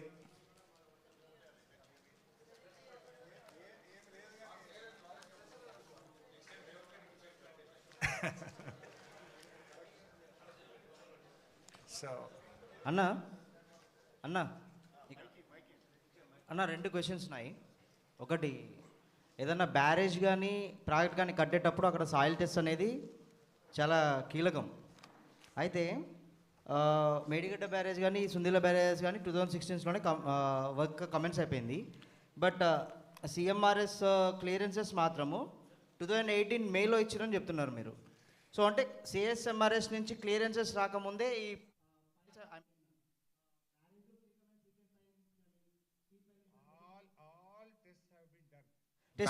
చెప్తాయి. బ్యారేజీకి కావలసినటువంటి అన్ని రకాల పరీక్షలు చేశాం. నంబర్ 1, మన రాష్ట్ర డిజైన్స్ విభాగమే కాకుండా IIT Hyderabad, IIT Chennai, NIT Warangal వీళ్ళందరి సలహాలు, ఆయా డిపార్ట్మెంట్ల ప్రొఫెసర్ల యొక్క సలహాలు సూచనలు తీసుకొని అన్ని టెస్టులు చేసిన తర్వాతనే ప్రాజెక్ట్ ఎగ్జిక్యూషన్ జరిగింది. దానికి కంటిన్యూస్గానే అన్న, ఇప్పుడు యాక్చువల్గా బ్యారేజ్లో water store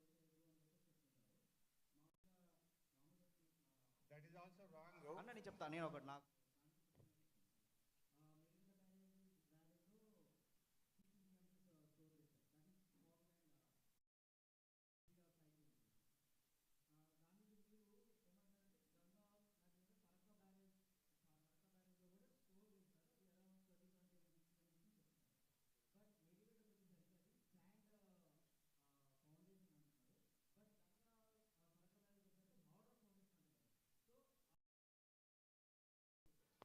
But it's not just Farakka barrage. There are many barrages on sand. దేశంలో అనేక బ్యారేజీలు కట్టారు, అవన్నీ కూడా ఇంటాక్ట్ ఉన్నాయి. ఇది కేవలం కొద్దిమంది మా విమర్శకులు చేసేటువంటి ప్రచారమే తప్ప ఇక్కడికి అటువంటిది ఇంకోటి ఏం లేదు. అండ్ ఇంకోటి, this was not decided by you or me. ఎవరు ఇచ్చారు అది? వ్యాప్కోస్. వ్యాప్కోస్ ఎవరు? It's a central government organization, part of CWC. అక్కడ బ్యారేజ్ కట్టొచ్చు అని బ్యారేజ్ను రూపకల్పన చేసింది, బ్యారేజ్ నిర్మించడానికి స్థలాన్ని ఫైనల్ చేసిందే సెంట్రల్ వాటర్ కమిషన్ యొక్క సబ్సిడరీ సంస్థ వ్యాప్కోస్. Neither it is decided by you or me or the state government. It is decided by CWC, వ్యాప్కోస్ అండ్ సెంట్రల్ గవర్నమెంట్.